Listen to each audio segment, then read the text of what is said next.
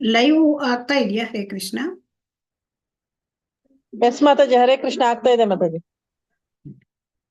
ಹರೇ ಕೃಷ್ಣ ಮಾತಾಜಿ. ಹರೇ ಕೃಷ್ಣ.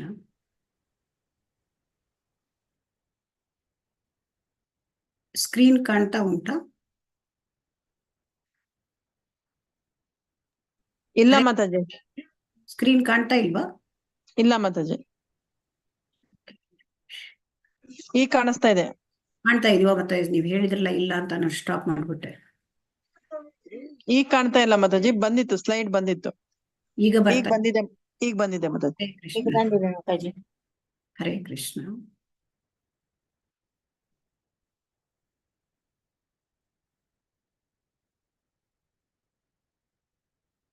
ಹರೇ ಕೃಷ್ಣ. ಹರೇ ಕೃಷ್ಣ ಎಲ್ಲರಿಗೂ. ಶ್ರೀ ಶ್ರೀ ರಾಧಾ ಗೋವಿಂದ ಕಿ ಜೈ. ಹರೇ ಕೃಷ್ಣ. ಓಂ ಅಜ್ಞಾನತಿಮಿರಾಂಧಸ್ಯ ಜ್ಞಾನಾಂಜನಶಲಾಕಯಾ ಚಕ್ಷುರುನ್ಮೀಲಿತಂ ಯೇನ ತಸ್ಮೈ ಶ್ರೀ ಗುರವೇ ನಮಃ. ಶ್ರೀಚೈತನ್ಯಮನೋಭೀಷ್ಟಂ ಸ್ಥಾಪಿತಂ ಯೇನ ಭೂತಲೆ ಸ್ವಯಂ ರೂಪಃ ಕದಾ ಮಹ್ಯಂ ದದಾತಿ ಸ್ವಪದಾಂತಿಕಂ. ವಂದೇಹಂ ಶ್ರೀಗುರೋಃ ಶ್ರೀಯುತಪದಕಮಲಂ ಶ್ರೀಗುರೂನ್ ವೈಷ್ಣವಾಂಶ್ಚ ಶ್ರೀರೂಪಂ ಸಾಗ್ರಜಾತಂ ಸಹಗಣ ರಘುನಾಥಾನ್ವಿತಂ ತಂ ಸಜೀವಂ ಸಾದ್ವೈತಂ ಸಾವಧೂತಂ ಪರಿಜನಸಹಿತಂ ಕೃಷ್ಣ ಚೈತನ್ಯದೇವಂ ಶ್ರೀರಾಧಾ ಕೃಷ್ಣ ಪಾದಾನ್ ಸಹಗಣ ಲಲಿತಾ ಶ್ರೀವಿಶಾಖಾನ್ವಿತಾಂಶ್ಚ. ಹೇ ಕೃಷ್ಣ ಕರುಣಾ ಸಿಂಧೋ ದೀನಬಂಧೋ ಜಗತ್ಪತೆ ಗೋಪೇಶ ಗೋಪಿಕಾ ಕಾಂತ ರಾಧಾ ಕಾಂತ ನಮೋಸ್ತುತೆ.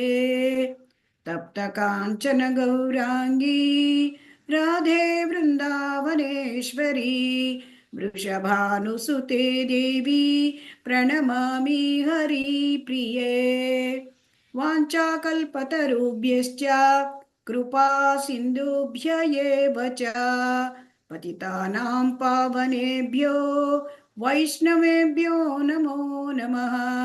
ನಮೋ ಓಂ ವಿಷ್ಣುಪಾದಾಯ ಕೃಷ್ಣ ಪ್ರೇಷ್ಠಾಯ ಭೂತಲೆ ಶ್ರೀಮತೆ ಭಕ್ತಿವೇದಾಂತ ಸ್ವಾಮಿನ್ ಇತಿ ನಾಮಿನೇ.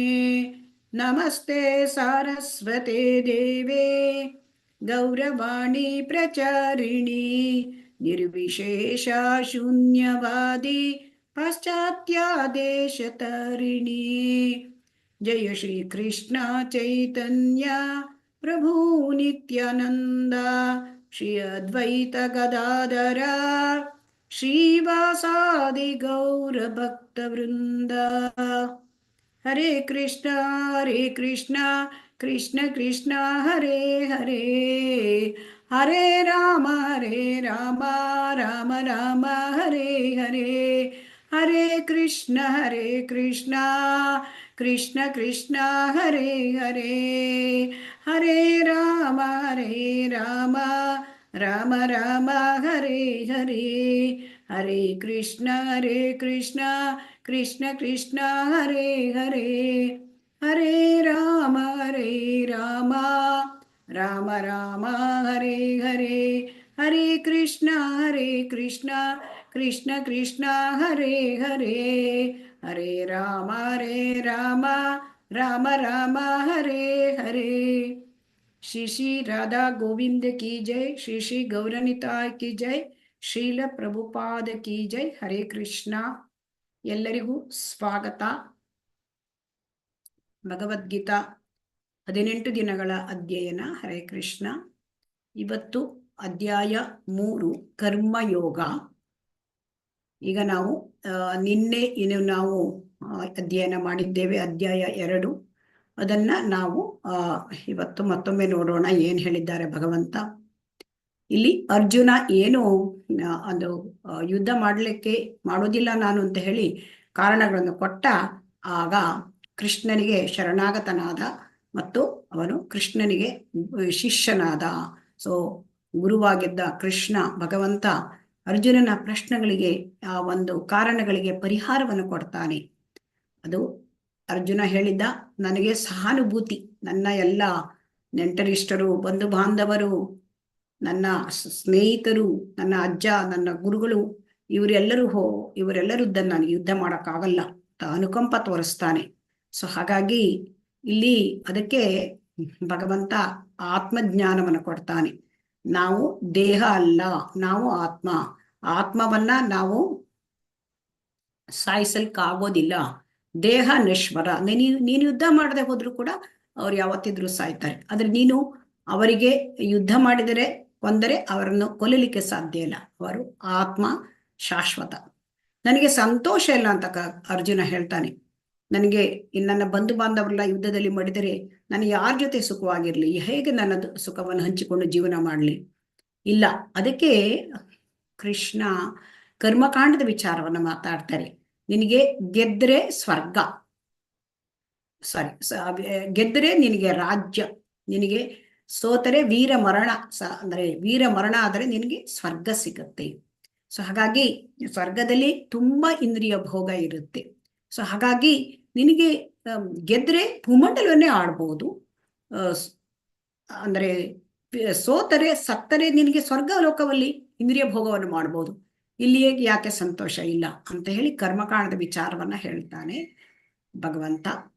ಪಾಪ ಚಟುವಟಿಕೆ ಅಂತ ಹೇಳ್ತಾನೆ. ಯುದ್ಧ ಅಂದ್ರೆ ಪಾಪ ಚಟುವಟಿಕೆ ಅಂದ್ರೆ ಇಲ್ಲಿ ಕೌರವರು ಆತತಾಯಿಗಳು. ಅವರು ಪಾಂಡವರಿಗೆ ಅನೇಕ ವಿಧದಲ್ಲಿ 6 ರೀತಿಯ ಆತತಾಯಿಗಳಾಗಿರುತ್ತಾರೆ. ಆದರೂ ಕೂಡ ಅಂತವರನ್ನು ಅರ್ಜುನ ಕೊಲ್ಲುವುದಿಲ್ಲ. ಪಾಪ ಬರ್ತದೆ ಹೇಳ್ತಾರೆ. ಆತತಾಯಿಗಳನ್ನ ಕೊಂದರೆ ಪಾಪ ಏನೂ ಇಲ್ಲ ಅಂತ ವೇದಗಳು ಹೇಳುತ್ತೆ. ಆದರೂ ಕೂಡ ಅಂಥವರ ಮೇಲೂ ಕೂಡ ಕರುಣಾಪೂರ್ಣವಾಗಿ ಅವನು ಕೊಲ್ಲುವುದಿಲ್ಲ. ಪಾಪ ಚಟುವಟಿಕೆ ಇದು ಅಂತ ಹೇಳ್ತಾನೆ. ಅದಕ್ಕೆ ಭಗವಂತ ಬುದ್ಧಿಯೋಗವನ್ನ ಹೇಳ್ತಾನೆ. ಅಂದ್ರೆ ಕೃಷ್ಣ ಪ್ರಜ್ಞೆಯಲ್ಲಿ ಭಕ್ತಿ ಸೇವೆ, ಭಕ್ತಿ ಚಟುವಟಿಕೆ ಮಾಡಿದರೆ ಪಾಪವಿಲ್ಲ. ಅರ್ಜುನ, ನೀನು ಮಾಡ್ತಕ್ಕಂತಹ ಯುದ್ಧ ಅದನ್ನು ಭಕ್ತಿ ಚಟುವಟಿಕೆ ಎಂದು ಮಾಡಬೇಕು. ಆಗ ಯಾವುದೇ ಪಾಪವಿಲ್ಲ. ಭಕ್ತಿ ಚಟುವಟಿಕೆ ಮಾಡಿದ್ರೆ ಅದು ಅಕರ್ಮ, ಭಗವಂತನಿಗಾಗಿ ಮಾಡಿದ ಕರ್ಮ, ಅದಕ್ಕೆ ಪಾಪವಿಲ್ಲ ಅಂತ ಹೇಳ್ತಾರೆ. ಕುಟುಂಬ ಸಂಪ್ರದಾಯ ನಾಶ ಆಗುತ್ತೆ. ಕುಟುಂಬ ಎಲ್ಲ ಯುದ್ಧ ಆದಾಗ ಎಲ್ಲ ಅವರ ಯೋಧರು ಮರಣ ಹೊಂದಿದಾಗ ಅವರ ಮನೆಯಲ್ಲಿರ್ತಕ್ಕಂಥ ಸ್ತ್ರೀಯರು ಮತ್ತೆ ಮಕ್ಕಳು ಕೂಡ ರಕ್ಷಕರಿಲ್ಲದಾಗ್ತಾರೆ. ಸ್ತ್ರೀಯರು ಮಕ್ಕಳು ಅಡ್ಡದಾರಿ ಹಿಡಿಯುತ್ತಾರೆ. ವರ್ಣಸಂಕರ ಉತ್ಪನ್ನ ಆಗುತ್ತೆ. ನಾನು ಪಿತೃಗಳಿಗೆ ಕೂಡ ಪಿಂಡೋದಕ ಕೊಡೋಕೆ ಆಗೋದಿಲ್ಲ. ಅಂತಹ ಸಮಯಗಳು ಕೂಡ ಬರುತ್ತೆ ಅಂತ ಹೇಳ್ತಾನೆ. ನಾನು ಯುದ್ಧ ಮಾಡಲ್ಲ. ಅದಕ್ಕೆ ಭಗವಂತ ಕರ್ಮಯೋಗವನ್ನು ಬೋಧಿಸ್ತಾನೆ. ವರ್ಣಸಂಕರವನ್ನ ತಡಿಲಿಕ್ಕೆ ಆದರ್ಶಪ್ರಾಯರಾಗಿರಿ. ಅಂದರೆ ಕರ್ಮಯೋಗವನ್ನು ಭಗವಂತನಿಗಾಗಿ ಮಾಡ್ತಕ್ಕಂತಹ ಕರ್ಮಗಳನ್ನು ಮಾಡಿದರೆ, ಕೃಷ್ಣನನ್ನು ನಾವು ಮಾಡುವ ಕೆಲಸಗಳಲ್ಲಿ ತಂದುಕೊಂಡ್ರೆ ವರ್ಣಸಂಕರ ತಡೆಯುತ್ತೆ. ಯಾಕೆಂದ್ರೆ ಆದರ್ಶಪ್ರಾಯವಾದ ಜೀವನವನ್ನು ನಡೆಸ್ತಿದ್ರಿ ಅಂತ ಇಲ್ಲಿ ಕರ್ಮಯೋಗವನ್ನು ಬೋಧಿಸ್ತಾರೆ. ಹಾಗಾಗಿ ಕೊನೆಯದಾಗಿ ನನಗೆ ಏನು ನಿರ್ಣಯ ಮಾಡೋಕ್ಕಾಗ್ತಾ ಇಲ್ಲ. ಈ ಯುದ್ಧದಲ್ಲಿ ನಾನು ಕೌರವರನ್ನ ಸೋಲಿಸಿ ಗೆಲ್ಲಬೇಕು ಅಥವಾ ಅವರಿಗೆ ನಾನು ಸೋಲಬೇಕು, ಏನು ಮಾಡಬೇಕು ನನಗೆ ಗೊತ್ತಾಗ್ತಾ ಇಲ್ಲ. ಯುದ್ಧ ಮಾಡಬೇಕೋ ಬಿಡಬೇಕು ನಿರ್ಣಯನೇ ಮಾಡ್ಲಿಕ್ಕೆ ಆಗ್ತಾ ಇಲ್ಲ. ಸೊ ಹಾಗಾಗಿ ಅದಕ್ಕೆ ಬುದ್ಧಿಯೋಗ ಮತ್ತೆ ಭಕ್ತಿಯೋಗವನ್ನು ತಿಳಿಸುತ್ತಾರೆ.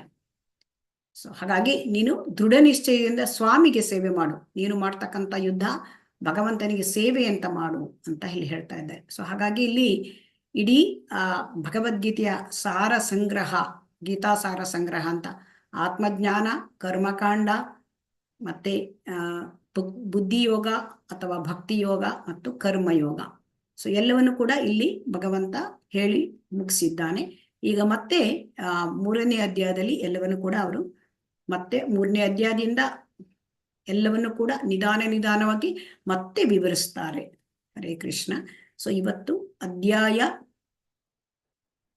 3 ಕರ್ಮಯೋಗ. ಈ ಅಧ್ಯಾಯದ ಹೆಸರು ಕರ್ಮಯೋಗ. ಇದರಲ್ಲಿ 43 ಶ್ಲೋಕಗಳಿವೆ.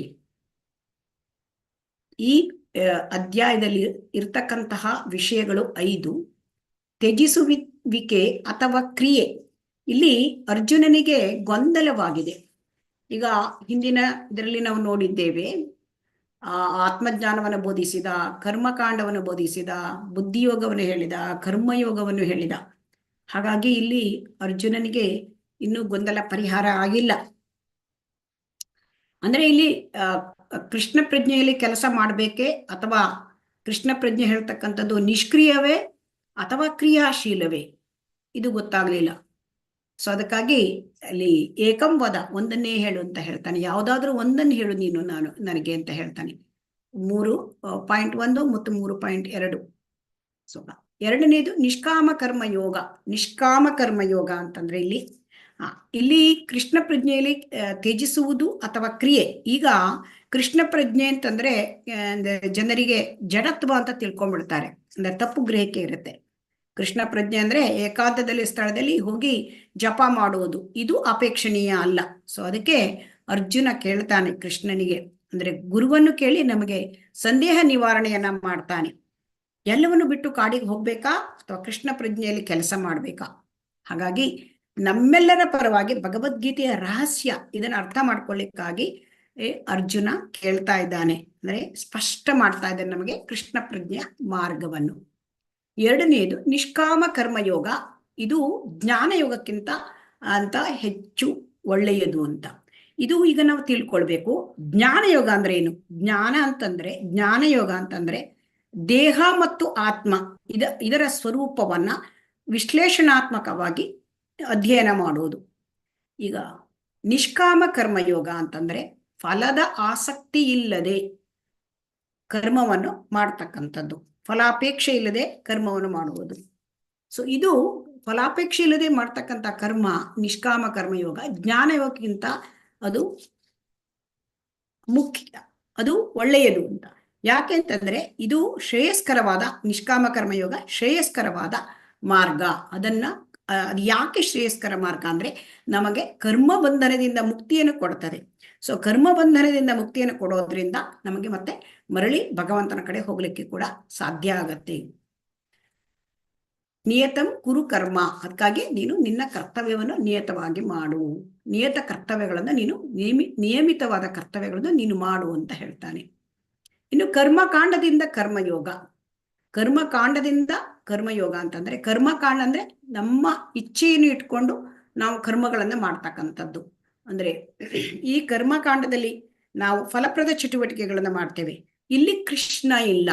ಹಾಗಾಗಿ ಕೃಷ್ಣನಿಲ್ಲದ ಚಟುವಟಿಕೆಯಿಂದ ಕೃಷ್ಣನೊಂದಿಗೆ ಸಂಬಂಧ ಇರತಕ್ಕಂತಹ ಚಟುವಟಿಕೆಗಳು, ಅದು ಕರ್ಮಯೋಗ. ಸೊ ಕರ್ಮಕಾಂಡದಿಂದ ಕರ್ಮಯೋಗ, ಅಲ್ಲಿ ವ್ಯತ್ಯಾಸ ಏನು? ಕರ್ಮಕಾಂಡದಲ್ಲಿ ಕೃಷ್ಣನ ಚಟುವಟಿಕೆ ಇಲ್ಲ, ನಮ್ಮ ಇಚ್ಛೆಗಾಗಿ ನಮ್ಮ ಒಂದು ಫಲ ಭೋಗ ಮಾಡಲಿಕ್ಕಾಗಿ ನಾವು ಇಚ್ಛೆಯಿಂದ ಮಾಡ್ತಕ್ಕಂತಹ ಕೆಲಸಗಳು ಕರ್ಮಕಾಂಡದ ಕೆಲಸಗಳು. ಕರ್ಮಯೋಗದಲ್ಲಿ ಕೃಷ್ಣನನ್ನ ನಾವು ಜೋಡಿಸುವುದು ನಮ್ಮ ಕರ್ಮದಲ್ಲಿ. ಸೊ ಇದು ಹಾಗಾಗಿ ಇದನ್ನ ಪರವರ್ತಿತಂ ಚಕ್ರಂ ಅಂತ ಹೇಳ್ತಾ ಇದ್ದಾರೆ ಇಲ್ಲಿ ಕರ್ಮಯೋಗದ ಬಗ್ಗೆ. ಕರ್ಮಕಾಂಡದಿಂದ ಕರ್ಮಯೋಗ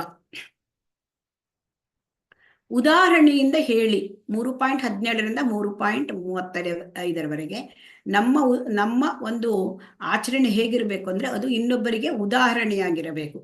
ಯದ್ಯದ್ ಆಚರತಿ ಶ್ರೇಷ್ಠ ತತ್ತದೇವೋ ಇತರ ಜನಾಹ.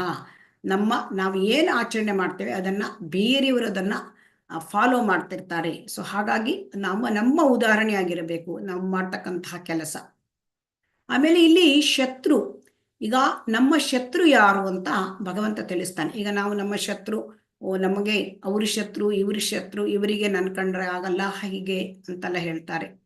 ಆದರೆ ಇಲ್ಲಿ ಭಗವಂತ ನಮಗೆ ತಿಳಿಸ್ಕೊಡ್ತಿದ್ದಾನೆ ಯಾರು ನಮ್ಮ ಶತ್ರು. ಸೊ ಯಾರು ನಮ್ಮ ಶತ್ರು ಹೇಳೋದನ್ನ ಇಲ್ಲಿ ಕಾಮವೇ ನಮ್ಮ ಪಾಪಪೂರಿತ ಇರತಕ್ಕಂಥ ಕಾಮದ ಇಚ್ಛೆಗಳು, ಕಾಮವೇ ನಮ್ಮ ಶತ್ರು. ಇದನ್ನು ಕೂಡ ನಾವು ಇವತ್ತು ನೋಡಲಿದ್ದೇವೆ. ಹರೇ ಕೃಷ್ಣ. ಯೋಗ ಎಂದರೆ ಏನು? ಯಾರಾದ್ರೂ ಹೇಳ್ತೀರಾ? ಹರೇ ಕೃಷ್ಣ. ಹರೇ ಕೃಷ್ಣ. ಜೋಡಣೆ. ಜೋಡಣೆ. ಯಾರ ಜೊತೆ ಜೋಡಣೆ? ದೇವರ ಜೊತೆ. ಹರೇ ಕೃಷ್ಣ. ದೇಹ ಮತ್ತು ಮನಸ್ಸಿನ ಜೋಡಣೆ. ಹರೇ ಕೃಷ್ಣ. ಮತ್ತೆ ಬೇರೆ ಆದ್ರೂ ಹೇಳ್ತೀರಾ? ಹರೇ ಕೃಷ್ಣ. ಈಗ ದೇಹ ಹೇಳಿ ಪ್ರಭು. ದೇಹವನ್ನ ಮನಸ್ಸಿನೊಂದಿಗೆ ಜೋಡಿಸುವುದು. ಹರೇ ಕೃಷ್ಣ. ಇಲ್ಲಿ ಯೋಗ ಅಂದ್ರೆ ಏನು ಅಂತ ನಾವು ಅರ್ಥ ಮಾಡ್ಕೊಳ್ಳೋಣ. ಯೋಗ ಅಂತಂದ್ರೆ ನಾವು ಅಂದ್ರೆ ಜೋಡಣೆ, ಕೃಷ್ಣನೊಂದಿಗೆ ಜೋಡಣೆ. ಅಂದ್ರೆ ಈಗ ನಮಗೆ ಏನಾಗಿದೆ, ನಾವು ಕೃಷ್ಣ ವಿಸ್ಮೃತಿಯಲ್ಲಿ ಇದ್ದೇವೆ. ನಾವು ಮೊದಲು ಕೃಷ್ಣನಿಗೆ ಸೇರಿದವರು.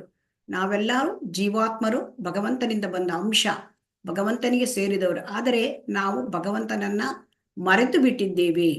ಸೊ ಹಾಗಾಗಿ ಕೃಷ್ಣ ವಿಸ್ಮೃತಿ ಉಂಟಾಗಿದೆ. ಸೊ ಕೃಷ್ಣ ವಿಸ್ಮೃತಿ ಉಂಟಾಗಿರೋದ್ರಿಂದ ನಮಗೆಲ್ಲ ಅನೇಕ ಕಷ್ಟಗಳು ಬರ್ತಾ ಇದೆ ಜೀವನದಲ್ಲಿ.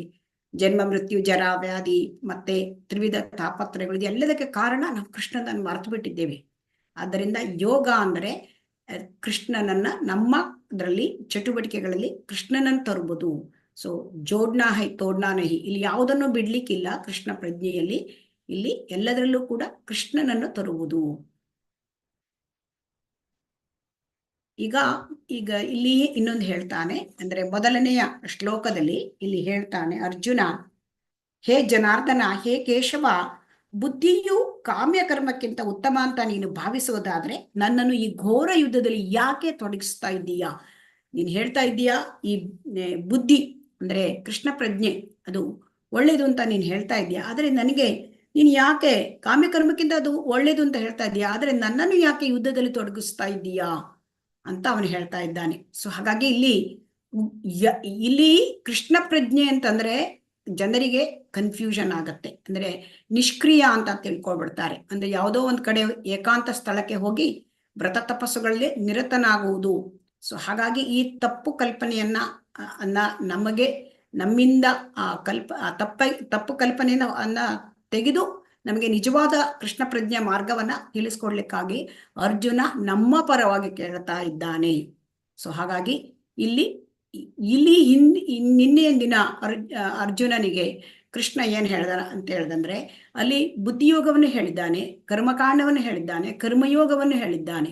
ಸೊ ಹೀಗಾಗಿ ಇದರಲ್ಲಿ ಯಾವುದು ನನಗೆ ಶ್ರೇಯಸ್ಕರವಾದದ್ದು ಅಂದ್ರೆ ಯಾವುದು ನನಗೆ ಅತಿ ಉತ್ತಮವಾದದ್ದು. ಶ್ರೇಯಸ್ಸು ಅಂತಂದ್ರೆ ಯಾವಾಗಲೂ ನಮಗೆ ಬಹಳ ಕಾಲದ ನಂತರವರೆಗೂ ಕೂಡ ನಮಗೆ ಅದು ಒಳ್ಳೇದಾಗ್ತಕ್ಕಂಥದ್ದು.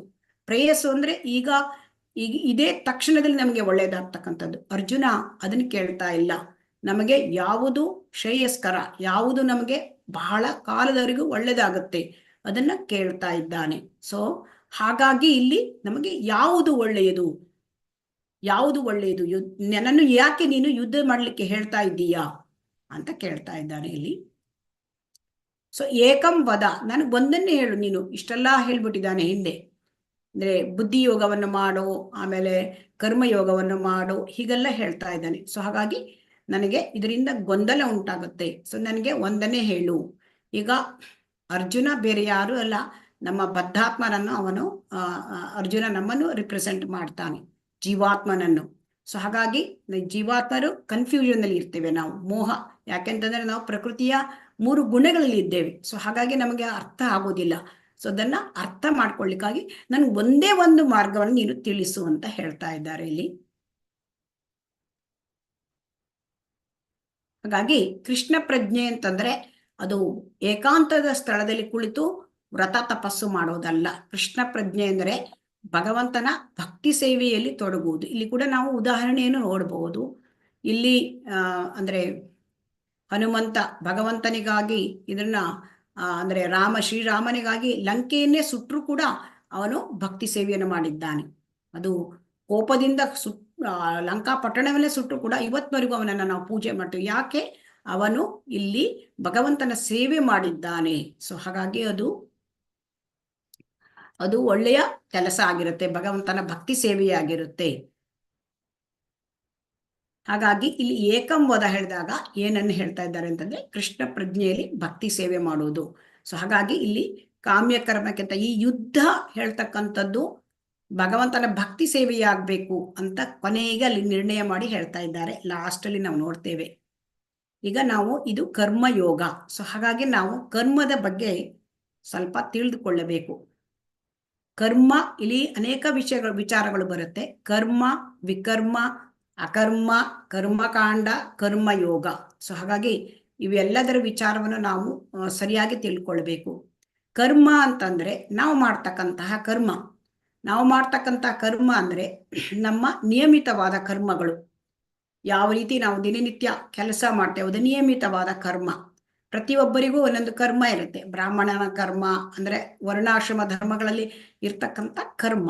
ಆ ಕರ್ಮವನ್ನು ನಾವು ಆಚರಿಸಿದಾಗ ಆ ಕರ್ಮದಿಂದ ನಮ್ಮ ಐಹಿಕ ಅಭಿವೃದ್ಧಿಯನ್ನು ಮಾಡ್ಕೊಳ್ತೇವೆ ನಾವು. ಸೊ ಇದರಲ್ಲಿ ಕೃಷ್ಣ ಇಲ್ಲ. ಇದನ್ನ ಅರ್ಥ ಮಾಡ್ಕೊಳ್ಳೋದು ಹೇಗೆ ಅಂತಂದ್ರೆ, ಒಬ್ಬ ಬ್ಯಾಂಕಲ್ಲಿ ಕೆಲಸ ಮಾಡ್ತಾನೆ ಅಂತ ಇಟ್ಕೊಳ್ಳೋಣ. ಅವನಿಗೇನೋ ಪ್ರಮೋಷನ್ ಆಗುತ್ತೆ, ಸೀನಿಯರ್ ಅಂದ್ರೆ ಕ್ಲರಿಕಲ್ ಪೋಸ್ಟ್ ಇಂದ ಪ್ರಮೋಷನ್ ಆಗುತ್ತೆ. ಅವನಿಗೆ ಆಫೀಸರ್ ಆಗ್ತಾನೆ, ಆಮೇಲೆ ಮ್ಯಾನೇಜರ್ ಆಗ್ತಾನೆ, ಸೀನಿಯರ್ ಮ್ಯಾನೇಜರ್ ಆಗ್ತಾನೆ. ಹೀಗೆಲ್ಲ ಆದಾಗ ಅವನಲ್ಲಿ ಏನಾಗುತ್ತೆ, ಅದರಲ್ಲಿ ಅವನಿಗೆ ಹಣ ಹೆಚ್ಚು ಬರುತ್ತೆ. ಮತ್ತು ಆ ಹಣವನ್ನು ಅವನು ಏನ್ ಮಾಡ್ತಾನೆ, ಆರ್ಥಿಕ ಅಭಿವೃದ್ಧಿ ಆದಾಗ ತನ್ನ ಒಂದು ಇಂದ್ರಿಯ ತೃಪ್ತಿಯ ಕೆಲಸವನ್ನು ಮಾಡ್ತಾನೆ. ಸಣ್ಣ ಮನೆಯಿಂದ ದೊಡ್ಡ ಮನೆ ಮಾಡ್ಕೊಳ್ತಾನೆ, ಸಣ್ಣ ಕಾರಿಂದ ದೊಡ್ಡ ಕಾರು ಮಾಡ್ಕೊಳ್ತಾನೆ. ಅಂದ್ರೆ ಇಲ್ಲಿ ಇದು ಕರ್ಮ ಅಂದ್ರೆ ಇಲ್ಲಿ ಕೃಷ್ಣ ಇಲ್ಲ. ಸೊ ಆದ್ದರಿಂದ ಇದು ಏನಾಗುತ್ತೆ, ಈ ರೀತಿಯ ಕರ್ಮಗಳನ್ನು ಮಾಡಿದಾಗ ಆ ಕರ್ಮಕ್ಕೆ ಅದು ಪ್ರತಿಕ್ರಿಯೆ ಉಂಟಾಗುತ್ತೆ. ಪ್ರತಿಕ್ರಿಯೆ ಅಂತಂದ್ರೆ ಅಲ್ಲಿ ಒಳ್ಳೆಯ ಕರ್ಮ ಇದ್ದಾಗ ಪುಣ್ಯ ಕರ್ಮಗಳಾಗ್ಬಿಡುತ್ತೆ. ಪುಣ್ಯ ಕರ್ಮ, ಒಳ್ಳೆಯ ಕರ್ಮವನ್ನು ಮಾಡಿದರೆ, ಕೆಲಸಗಳನ್ನ ಮಾಡಿದ್ರೆ ಪುಣ್ಯ ಕರ್ಮಗಳು. ಇಲ್ಲಿ ವಿಕರ್ಮ ಅಂತಂದ್ರೆ ಅದು ಕೆಟ್ಟ ಕೆಲಸ. ವಿಕರ್ಮ ಅಂದ್ರೆ ಕೆಟ್ಟ ಕೆಲಸ. ಈಗ ಕೆಟ್ಟ ಕೆಲಸ ಅಂತಂದ್ರೆ ಯಾವುದು ಕೆಟ್ಟ ಕೆಲಸ? ಈ ಕೆಲಸ ಯಾವುದು ಶಾಸ್ತ್ರದ ವಿರುದ್ಧವಾಗಿ ಇರ್ತದೆಯೋ ಅದು ಕೆಟ್ಟ ಕೆಲಸ. ಈ ಕೆಟ್ಟ ಕೆಲಸಗಳನ್ನು ಮಾಡಿದಾಗ ಪಾಪವನ್ನು ಅದು ಸೃಷ್ಟಿ ಮಾಡುತ್ತೆ. ಅದು ಪಾಪದ ಫಲಗಳನ್ನು ಅದು ಮಾಡುತ್ತೆ. ಅಂದ್ರೆ ಪ್ರತಿಕ್ರಿಯೆ ಪಾಪ. ಸೊ ಹಾಗಾಗಿ ಇಲ್ಲಿ ಪುಣ್ಯ ಮಾಡಿದ್ರು ಕೂಡ ಅದು ಕರೆನ್ಸಿ, ಪಾಪ ಮಾಡಿದ್ರು ಕೂಡ ಕರೆನ್ಸಿ. ಸೊ ಪುಣ್ಯ ಮಾಡಿದ್ರು ಪಾಪವನ್ನ ಪುಣ್ಯದ ಕೆಲಸಗಳಿಂದ ಅದನ್ನ ತೆಗಿಲಿಕ್ಕೆ ಸಾಧ್ಯ ಇಲ್ಲ. ಸೊ ಪುಣ್ಯ ಮಾಡಿದ್ರೆ ನಮಗೆ ಮತ್ತೆ ಈ ಐಹಿಕ ಲೋಕದಲ್ಲಿಯೇ ಬರಬೇಕು. ಒಂದೇ ಅತಿಯಾಗಿ ಹೆಚ್ಚು ಪುಣ್ಯ ಮಾಡಿದವರಿಗೆ ಸ್ವರ್ಗಲೋಕ ಸಿಕ್ಕಬಹುದು. ಅದಕ್ಕಿಂತ ಮತ್ತೆ ಕೆಲವರಿಗೆ ಐಹಿಕ ಲೋಕದಲ್ಲಿಯೇ ಶ್ರೀಮಂತರ ಮನೆಯಲ್ಲಿ ಹುಟ್ಟುವುದು, ಅಥವಾ ಒಳ್ಳೆಯ ಅಂದರೆ ಸುಂದರವಾದ ಶರೀರ, ಅಥವಾ ಒಳ್ಳೆಯ ಒಂದು ಎಜುಕೇಶನ್ನು, ಅಥವಾ ಒಳ್ಳೆಯ ಕೆಲಸ, ಇದೆಲ್ಲ ಸಿಕ್ಕಿ ಅವನು ಇಲ್ಲಿ ಸಂತೋಷವನ್ನು ಅನುಭವಿಸಬಹುದು. ಅಥವಾ ತುಂಬಾ ಹೆಚ್ಚಾಗಿ ಸ್ವರ್ಗಲೋಕದಲ್ಲೂ ಕೂಡ ಅನೇಕ ವರ್ಷಗಳ ಕಾಲ ಇಂದ್ರಿಯ ಸುಖವನ್ನು ಮಾಡಬಹುದು. ಆದರೂ ಕೂಡ ಅದರಲ್ಲಿ ಈ ಕರ್ಮ ಮುಗಿದ ಮೇಲೆ, ಆ ಒಂದು ಪುಣ್ಯ ಮುಗಿದ ಮೇಲೆ ಮತ್ತಿಂದೆ ಬರಲೇಬೇಕು. ಮತ್ತೆ ಇದೇ ಲೋಕದಲ್ಲೇ ಬರಲೇಬೇಕು. ಸೊ ಹಾಗಾಗಿ ಇದು ಕೂಡ ಒಳ್ಳೆಯ ಪ್ರಪೋಸಲ್ ಅಲ್ಲ. ಹಾಗಾದ್ರೆ ಇನ್ನು ವಿಕರ್ಮ ಅಂತೂ ಅದು ಪಾಪದ ಕರ್ಮ. ಸೊ ಪಾಪದ ಕರ್ಮ ಮಾಡಿದಾಗ ನಮ್ಗೆ ಏನಾಗುತ್ತೆ, ನಾವು ನರಕಲೋಕಕ್ಕೆ ಹೋಗ್ಬೇಕು, ಅಥವಾ ಪ್ರಾಣಿ ಜೀವನವನ್ನ ನಾವು ಪಡ್ಕೊಂಡ್ಬಿಡ್ತೇವೆ. ಸೊ ಹಾಗಾಗಿ ಅದು ಕೂಡ ಕೆಟ್ಟದ್ದು. ಹಾಗಾದ್ರೆ ನಾವು ಏನು ಮಾರ್ಗವೇ ಇಲ್ವೇ ಅಂತ ನಮಗೆ ಪ್ರಶ್ನೆ ಆಗತ್ತೆ. ಸೊ ಇದು ಮಾರ್ಗ ಇದೆ ಅಂತ ಭಗವಂತ ಹೇಳ್ತಾನೆ. ಸೊ ಹಾಗಾಗಿ ಇಲ್ಲಿ ಯಾವ ಮಾರ್ಗ ಅಂದ್ರೆ, ಇಲ್ಲಿ ಕಾರ್ಯ ಆಯ್ತು, ನನಗೆ ಕೆಲಸ ಮಾಡಿದ್ರೆ ನನಗೆ ಪಾಪ ಸಿಕ್ಕತ್ತೆ ಅಥವಾ ಪುಣ್ಯ ಸಿಕ್ಕತ್ತೆ, ನಾನು ಕೆಲಸನೇ ಮಾಡೋದಿಲ್ಲ ಅಂತ ಹೇಳಿದ್ರೆ ಪ್ರತಿಕ್ರಿಯೆ ಬರ್ತದ್ಯಾ? ಪ್ರತಿಕ್ರಿಯೆ ಇಲ್ಲ, ನಾನು ಕೆಲಸನೇ ಮಾಡೋದಿಲ್ಲ, ಅದಕ್ಕೆ ಪ್ರತಿಕ್ರಿಯೆ ಬಂದ್ಬಿಡುತ್ತೆ ಅಂತ ಹೇಳಿದ್ರೆ, ಹಾಗಿದ್ರು ಕೂಡ ಪ್ರತಿಕ್ರಿಯೆಯಿಂದ ಬಿಡುಗಡೆ ಇಲ್ಲ. ಹಾಗಾಗಿ ಪ್ರತಿಯೊಬ್ಬರು ಕೂಡ ಕೆಲಸ ಮಾಡಲೇಬೇಕಂತೆ. ಯಾಕೆ ಕೇಳಿದ್ರೆ, ನಾವು ಪ್ರಕೃತಿಯ ಗುಣಗಳಲ್ಲಿದ್ದೇವೆ. ಆ ಗುಣಗಳ ಪ್ರಕಾರ ಕರ್ಮವನ್ನು ಮಾಡಲೇಬೇಕು. ಕರ್ಮ ಮಾಡದೆ ಇರ್ಲಿಕ್ಕೆ ಯಾರಿಗೂ ಸಾಧ್ಯ ಇಲ್ಲ. ಅದಕ್ಕೆ ಭಗವಂತ ಹೇಳ್ತಾನೆ, ಈ ಯಾವ ರೀತಿ ಕರ್ಮ ಮಾಡಬೇಕು ಅಂತಂದ್ರೆ, ನಮಗೆ ಅಕರ್ಮವನ್ನು ಮಾಡಬೇಕು. ಅಂದ್ರೆ ಅಕರ್ಮ ಮಾಡಿದಾಗ ಅದು ಯಾವ ಒಂದು ಪ್ರತಿಕ್ರಿಯೆಗಳನ್ನು ಕೂಡ ಅದು ಸೃಷ್ಟಿ ಮಾಡುವುದಿಲ್ಲ. ಸೊ ಹಾಗಾಗಿ ಅದಕ್ಕೆ ಯಾವ ಪುಣ್ಯವೂ ಇಲ್ಲ, ಯಾವ ಪಾಪವೂ ಇಲ್ಲ. ಸೊ ಅಂಥದ್ದಿದ್ದಾಗ ನಮ್ಮ ಕರ್ಮದ ಅಕೌಂಟು 0 ಆಗಿಬಿಡುತ್ತೆ. ಸೊ ಹಾಗಾಗಿ ಈ ಕರ್ಮದ ಅಕೌಂಟನ್ನು 0 ಮಾಡೋರಿವರೆಗೆ ನಮಗೆ ಐಹಿಕ ಪ್ರಪಂಚದಿಂದ ಬಿಡುಗಡೆ ಇಲ್ಲ. ಮತ್ತೆ ಹಿಂದೆ ಈ ಐಹಿಕ ಪ್ರಪಂಚದಲ್ಲಿ ನಾವೇ ಕರ್ಮ ಮಾಡ್ತೇವೆ, ತುಂಬಾ ಹಣ ಸಂಪಾದನೆ ಮಾಡ್ತೇವೆ, ಅದನ್ನ ನಮಗಾಗಿ ಭೋಗಿಸ್ತೇವೆ. ಆಗ ನಾವು ತುಂಬಾ ಸುಖವಾಗಿದ್ದೇವೆ ಅಂತ ತಿಳ್ಕೊಳ್ತೇವೆ. ಇದು ನಿಜವಾದ ಸುಖ ಅಲ್ಲ. ಇದರಿಂದ ನಮ್ಗೆ ಏನಾಗುತ್ತೆ, ಮುಂದಿನ ದೇಹ ಸೃಷ್ಟಿಯಾಗತ್ತೆ. ಈ ವಿಕರ್ಮ ಮಾಡಿದಾಗ ಕೂಡ ಮುಂದಿನ ದೇಹ ಸೃಷ್ಟಿಯಾಗತ್ತೆ. ಸೊ ಹಾಗಾಗಿ ನಾವು ಕರ್ಮ ಮಾಡೋದು, ವಿಕರ್ಮ ಮಾಡೋದ್ರಿಂದ ಮುಂದಿನ ಐಹಿಕ ದೇಹದ ಸೃಷ್ಟಿಗೆ ನಾವು ಕಾರಣರಾಗ್ಬಿಡ್ತೇವೆ. ಸೊ ಹಾಗಾಗಿ ಇಲ್ಲಿ ಅಂದರೆ ವಿಕರ್ಮ, ಕೆಟ್ಟ ಕೆಲಸ ಮಾಡಬಾರ್ದು. ಇಲ್ಲಿ ಕರ್ಮ, ಸೊ ಕರ್ಮವು ಕೂಡ ಒಳ್ಳೆ ಕೆಲಸ ಮಾಡಿದ್ರು ಕೂಡ ಇದರಲ್ಲಿ ನಮಗೆ ಕರ್ಮ ಬಂಧನ ಇದೆ. ಸೊ ಹಾಗಾಗಿ ಏನ್ ಮಾಡಬೇಕು ನಾವು ಅಂತಂದ್ರೆ, ಅಕರ್ಮವನ್ನು ಮಾಡಬೇಕು. ಸೊ ಹಾಗಾಗಿ ಒಳ್ಳೆ ಕರ್ಮವೂ ಬೇಡ, ಕೆಟ್ಟ ಕರ್ಮವೂ ಬೇಡ, ನಾವು ಅಕರ್ಮವನ್ನು ಮಾಡಬೇಕು. ನಾವು ಮಾಡ್ತಕ್ಕಂಥ ಕೆಲಸಗಳನ್ನೆಲ್ಲಕ್ಕೂ ಕೂಡ ಕೃಷ್ಣನನ್ನು ತರಬೇಕು ಅಂತ ಇಲ್ಲಿ ಹೇಳ್ತಾ ಇದ್ದಾರೆ. ಈಗ ಕರ್ಮದಲ್ಲಿ ಕೃಷ್ಣನನ್ನು ತರಬೇಕು ಅಂದ್ರೆ ಅದು ಕರ್ಮಯೋಗ. ಸೊ ಕರ್ಮಯೋಗ ಅಂತಂದ್ರೆ ಏನು ಅಂತ ನೋಡೋಣ ನಾವು. ಕರ್ಮಯೋಗ ಅಂತಂದ್ರೆ ಇದರಲ್ಲಿ ಸಕಾಮ ಕರ್ಮಯೋಗ ಮತ್ತು ನಿಷ್ಕಾಮ ಕರ್ಮಯೋಗ. ಸಕಾಮ ಕರ್ಮಯೋಗ ಅಂತಂದ್ರೆ ಏನಂತಂದ್ರೆ ಕರ್ಮ ಮಾಡ್ತಾನೆ, ಕರ್ಮದಲ್ಲಿ ಆಸಕ್ತಿ ಇದೆ, ಹಾಗೆ ಕರ್ಮ ಫಲದಲ್ಲಿಯೂ ಕೂಡ ಆಸಕ್ತಿ ಇದೆ. ಆದರೆ ಸ್ವಲ್ಪ ಭಾಗವನ್ನು ಕೃಷ್ಣನಿಗೆ ಕೊಡ್ತಾನೆ, ಭಗವಂತನಿಗೆ ಕೊಡ್ತಾನೆ. ಇದನ್ನು ನಾವು ಹೇಗೆ ತಿಳ್ಕೊಳ್ಳೋದು? ಇಲ್ಲಿ ಒಂದು ಮಾವಿನ ಗಿಡದ ಒಂದು ಮಾವಿನ ಶಶಿಯನ್ನು ಹಾಕಿದ್ದಾನೆ, ಗಿಡವಾಗುತ್ತೆ. ಆಮೇಲೆ ಅನೇಕ ವರ್ಷಗಳ ನಂತರ ಅದು ತುಂಬಾ ಹಣ್ಣು ಕೊಡುತ್ತೆ. ಆ ಹಣ್ಣು ಕೊಟ್ಟಾಗ ಅವನೇನು ತಿಳ್ಕೊಳ್ತಾನೆ, ಓಹೋ ನನ್ನ ಇದು ಜಮೀನು, ನಾನು ಬೆಳ್ಕೊಂಡಿದ್ದೇನೆ, ನಾನೇ ಇದಕ್ಕೆ ಪಾಲ್ದಾರ ಅಂತ ತಿಳ್ಕೊಂಡ್ಬಿಡ್ತಾನೆ ಕರ್ಮಿಯಾದವನು. ಆದರೆ ಅವನಿಗೆ ಗೊತ್ತಿರೋದಿಲ್ಲ. ಸೊ ಹಾಗಾಗಿ ಅವನೇ ಅದನ್ನ ಭೋಗಿಸ್ತಾನೆ. ಆದರೆ ಇಲ್ಲಿ ಸಕಾಮ ಕರ್ಮ ಯೋಗದಲ್ಲಿ ಏನ್ ಮಾಡ್ತಾನೆ, ಅವನು ಸ್ವಲ್ಪವನ್ನ ಕೃಷ್ಣನಿಗಾಗಿ ಕೊಡ್ತಾನೆ. ಸೊ ಅದರಲ್ಲಿ 1000 ಹಣ್ಣಾದರೆ ಅದರಲ್ಲಿ ಒಂದು ಸ್ವಲ್ಪ ಒಂದೆರಡು ಹಣ್ಣು ಒಳ್ಳೆ ಹಣ್ಣನ್ನು ಕೃಷ್ಣನಿಗೆ ಕೊಡ್ತಾನೆ. ಆದರೆ ಉಳಿದಿದ್ದನ್ನ ತಾನೇ ಒಂದು ತಿನ್ನುವುದು ಅಥವಾ ಮಾರಾಟ ಮಾಡೋದು ಮಾಡ್ತಾನೆ. ಸೊ ಹಾಗಾಗಿ ಅದು ತನ್ನ ಒಂದು ಸ್ವಂತ ಇಂದ್ರಿಯ ಭೋಗಕ್ಕೆ. ಆದರೆ ಅವನು ತಿಳ್ಕೊಂಡ ಪ್ರಕಾರ ಈ ಒಂದು ಮಾವಿನ ಮರವು ಅವನಿಂದ ಈ ಹಣ್ಣುಗಳು ಬಂದಿರೋದಲ್ಲ. ಈ ಹಣ್ಣುಗಳು ಬರ್ಲಿಕ್ಕೆ ಅವನೇನು ಈ ಭೂಮಿ ನೆಟ್ಟಿರುವ ಭೂಮಿ ಅವನೇನು ಸೃಷ್ಟಿ ಮಾಡಿದನ, ಈ ಒಂದು ಸೂರ್ಯ ಬೆಳಕು ಅವನಿಂದ ಬಂದಿದೆಯಾ, ಅಥವಾ ಚಂದ್ರ ಹಣ್ಣಿಗೆ ರಸ ಕೊಡ್ತಕ್ಕಂಥ ಒಂದು ಸ್ವಾದ ಕೊಡ್ತಕ್ಕಂಥ ಚಂದ್ರ ಇವನು ಮಾಡಿದ್ದಾನ? ಇಲ್ಲ. ಸೊ ಹಾಗಾಗಿ ಇಲ್ಲಿ ಮಳೆ ಬೇಕು, ಯಾವುದೇ ಗಿಡಗಳು ಇರಬೇಕಾದ್ರೆ ನೀರು, ಅದು ಕೂಡ ಅವನು ಕೊಟ್ಟಿದ್ದಾನ? ಅವನು ದುಡಿದಿದ್ದಾನ? ಇಲ್ಲ. ಇದೆಲ್ಲವನ್ನು ಉಪಯೋಗಿಸಿ ಮಾಡಿರೋದ್ರಿಂದ ಇದೆಲ್ಲದಕ್ಕೂ ಕರ್ಮವನ್ನ ಅನುಭವಿಸ್ಲಿಕ್ಕೆ ಅವನಿಗೆ ಇಲ್ಲ, ಅಧಿಕಾರ ಇಲ್ಲ. ಎಲ್ಲವೂ ನನ್ನದು ಹೇಳ್ತಕ್ಕಂಥ ಅಧಿಕಾರ ಇಲ್ಲ. ಸೊ ಆದರೆ ಇಲ್ಲಿ ಅದಕ್ಕೆ ಮುಂದೆ ನಾವು ನಿಷ್ಕಾಮ ಕರ್ಮ ಅಂದ್ರೆ ಏನು ನೋಡೋಣ. ಸೊ ನಿಷ್ಕಾಮ ಕರ್ಮ ಅಂದ್ರೆ ಅವನು ಇದರಲ್ಲಿ ಈ ಹಣ್ಣಿನಲ್ಲಿ ಎಷ್ಟು ತನ್ನ ಬೇಕೋ ಅವಶ್ಯಕತೆಗೆ ಅಷ್ಟು ಇಟ್ಕೊಳ್ತಾನೆ, ಉಳಿದದ್ದೆಲ್ಲವನ್ನೂ ಭಗವಂತನಿಗಾಗಿ ಕೊಡ್ತಾನೆ. ಸೊ ಹಾಗಾಗಿ ಇದು ನಿಷ್ಕಾಮ ಕರ್ಮಯೋಗ. ಅಂದ್ರೆ ಅವನಿಗೆ ಕರ್ಮದಲ್ಲಿ ಆಸಕ್ತಿ ಉಂಟು, ಫಲದಲ್ಲಿ ಆಸಕ್ತಿ ಇಲ್ಲ. ಅದು ನಿಷ್ಕಾಮ ಕರ್ಮಯೋಗ. ಅದನ್ನ ಮಾಡಬೇಕು ಅಂತ ಇಲ್ಲಿ ನಮಗೆ ಭಗವಂತ ಹೇಳ್ತಾ ಇದ್ದಾರೆ. ಹಾಗಾದ್ರೆ ಭಕ್ತಿಯಿಗೂ ಮತ್ತು ನಿಷ್ಕಾಮ ಕರ್ಮಕ್ಕೂ ವ್ಯತ್ಯಾಸ ಏನು? ಭಕ್ತಿ ಅಂತಂದ್ರೆ ಅಲ್ಲಿ ಅವನಿಗೆ ಕರ್ಮದಲ್ಲಿಯೂ ಆಸಕ್ತಿ ಇಲ್ಲ, ಫಲದಲ್ಲಿಯೂ ಆಸಕ್ತಿ ಇಲ್ಲ. ಅವನು ಮಾಡ್ತಕ್ಕಂಥದ್ದು ಭಗವಂತನ ಭಕ್ತಿ ಸೇವಾ ಚಟುವಟಿಕೆಗಳು. ಸೊ ಹಾಗಾಗಿ ಕೊನೆಯಲ್ಲಿ ನಿಷ್ಕಾಮ ಕರ್ಮದಿಂದ ಭಕ್ತಿ ಸೇವೆಗೆ ಬರಬೇಕು. ಅಂದರೆ ಮೊದಲು ಕರ್ಮಕಾಂಡದಿಂದ ಸಕಾಮ ಕರ್ಮದಿಂದ ನಿಷ್ಕಾಮ ಕರ್ಮದಿಂದ ಅದು ಭಕ್ತಿ ಯೋಗಕ್ಕೆ ಬರಬೇಕು. ಅಂದರೆ ಭಕ್ತಿ ಯೋಗಕ್ಕೆ ಬರುವುದು ಹೇಗೆ? ಸಾಧನ ಭಕ್ತಿ ಮತ್ತು ಅನನ್ಯ ಭಕ್ತಿ. ಸೊ ಹಾಗಾಗಿ ಸಕಾಮ ಕರ್ಮ ಮಾಡಿದಾಗ ಸ್ವಲ್ಪ ಭಗವಂತನೇ ಕೊಡುವುದನ್ನ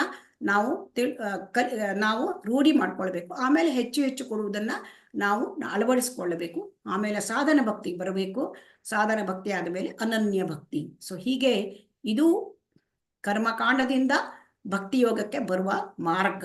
ಸೊ ಹಾಗಾಗಿ ಇಲ್ಲಿ ನಿಷ್ಕಾಮ ಕರ್ಮ ಬಹಳ ಮುಖ್ಯವಾದದ್ದು ಅಂತ ನಾವಿಲ್ಲಿ ನೋಡಿದ್ವಿ. ಭಗವಂತ ಅದನ್ನು ಹೇಳ್ತಿದ್ದಾನೆ. ನಹಿ ಕಶ್ಚಿತ್ ಕ್ಷಣಮಪಿ ಜಾತು ತಿಷ್ಠತಿ ಅಕರ್ಮಕೃತ್ ಕಾರ್ಯತೆ ಹಿ ಅವಶಃ ಕರ್ಮ ಸರ್ವಃ ಪ್ರಕೃತಿಜೈರ್ಗುಣೈಃ. ಪ್ರಕೃತಿಯಿಂದ ಬಂದ ಗುಣಗಳಿಗೆ ಅನುಗುಣವಾಗಿ ಕರ್ಮವನ್ನು ಪ್ರತಿಯೊಬ್ಬನೂ ಮಾಡಲೇಬೇಕಾಗುತ್ತದೆ. ಆದ್ದರಿಂದ ಯಾರೂ ಒಂದು ಕ್ಷಣವಾದರೂ ಏನನ್ನೂ ಮಾಡದೇ ಇರಲು ಸಾಧ್ಯವಿಲ್ಲ.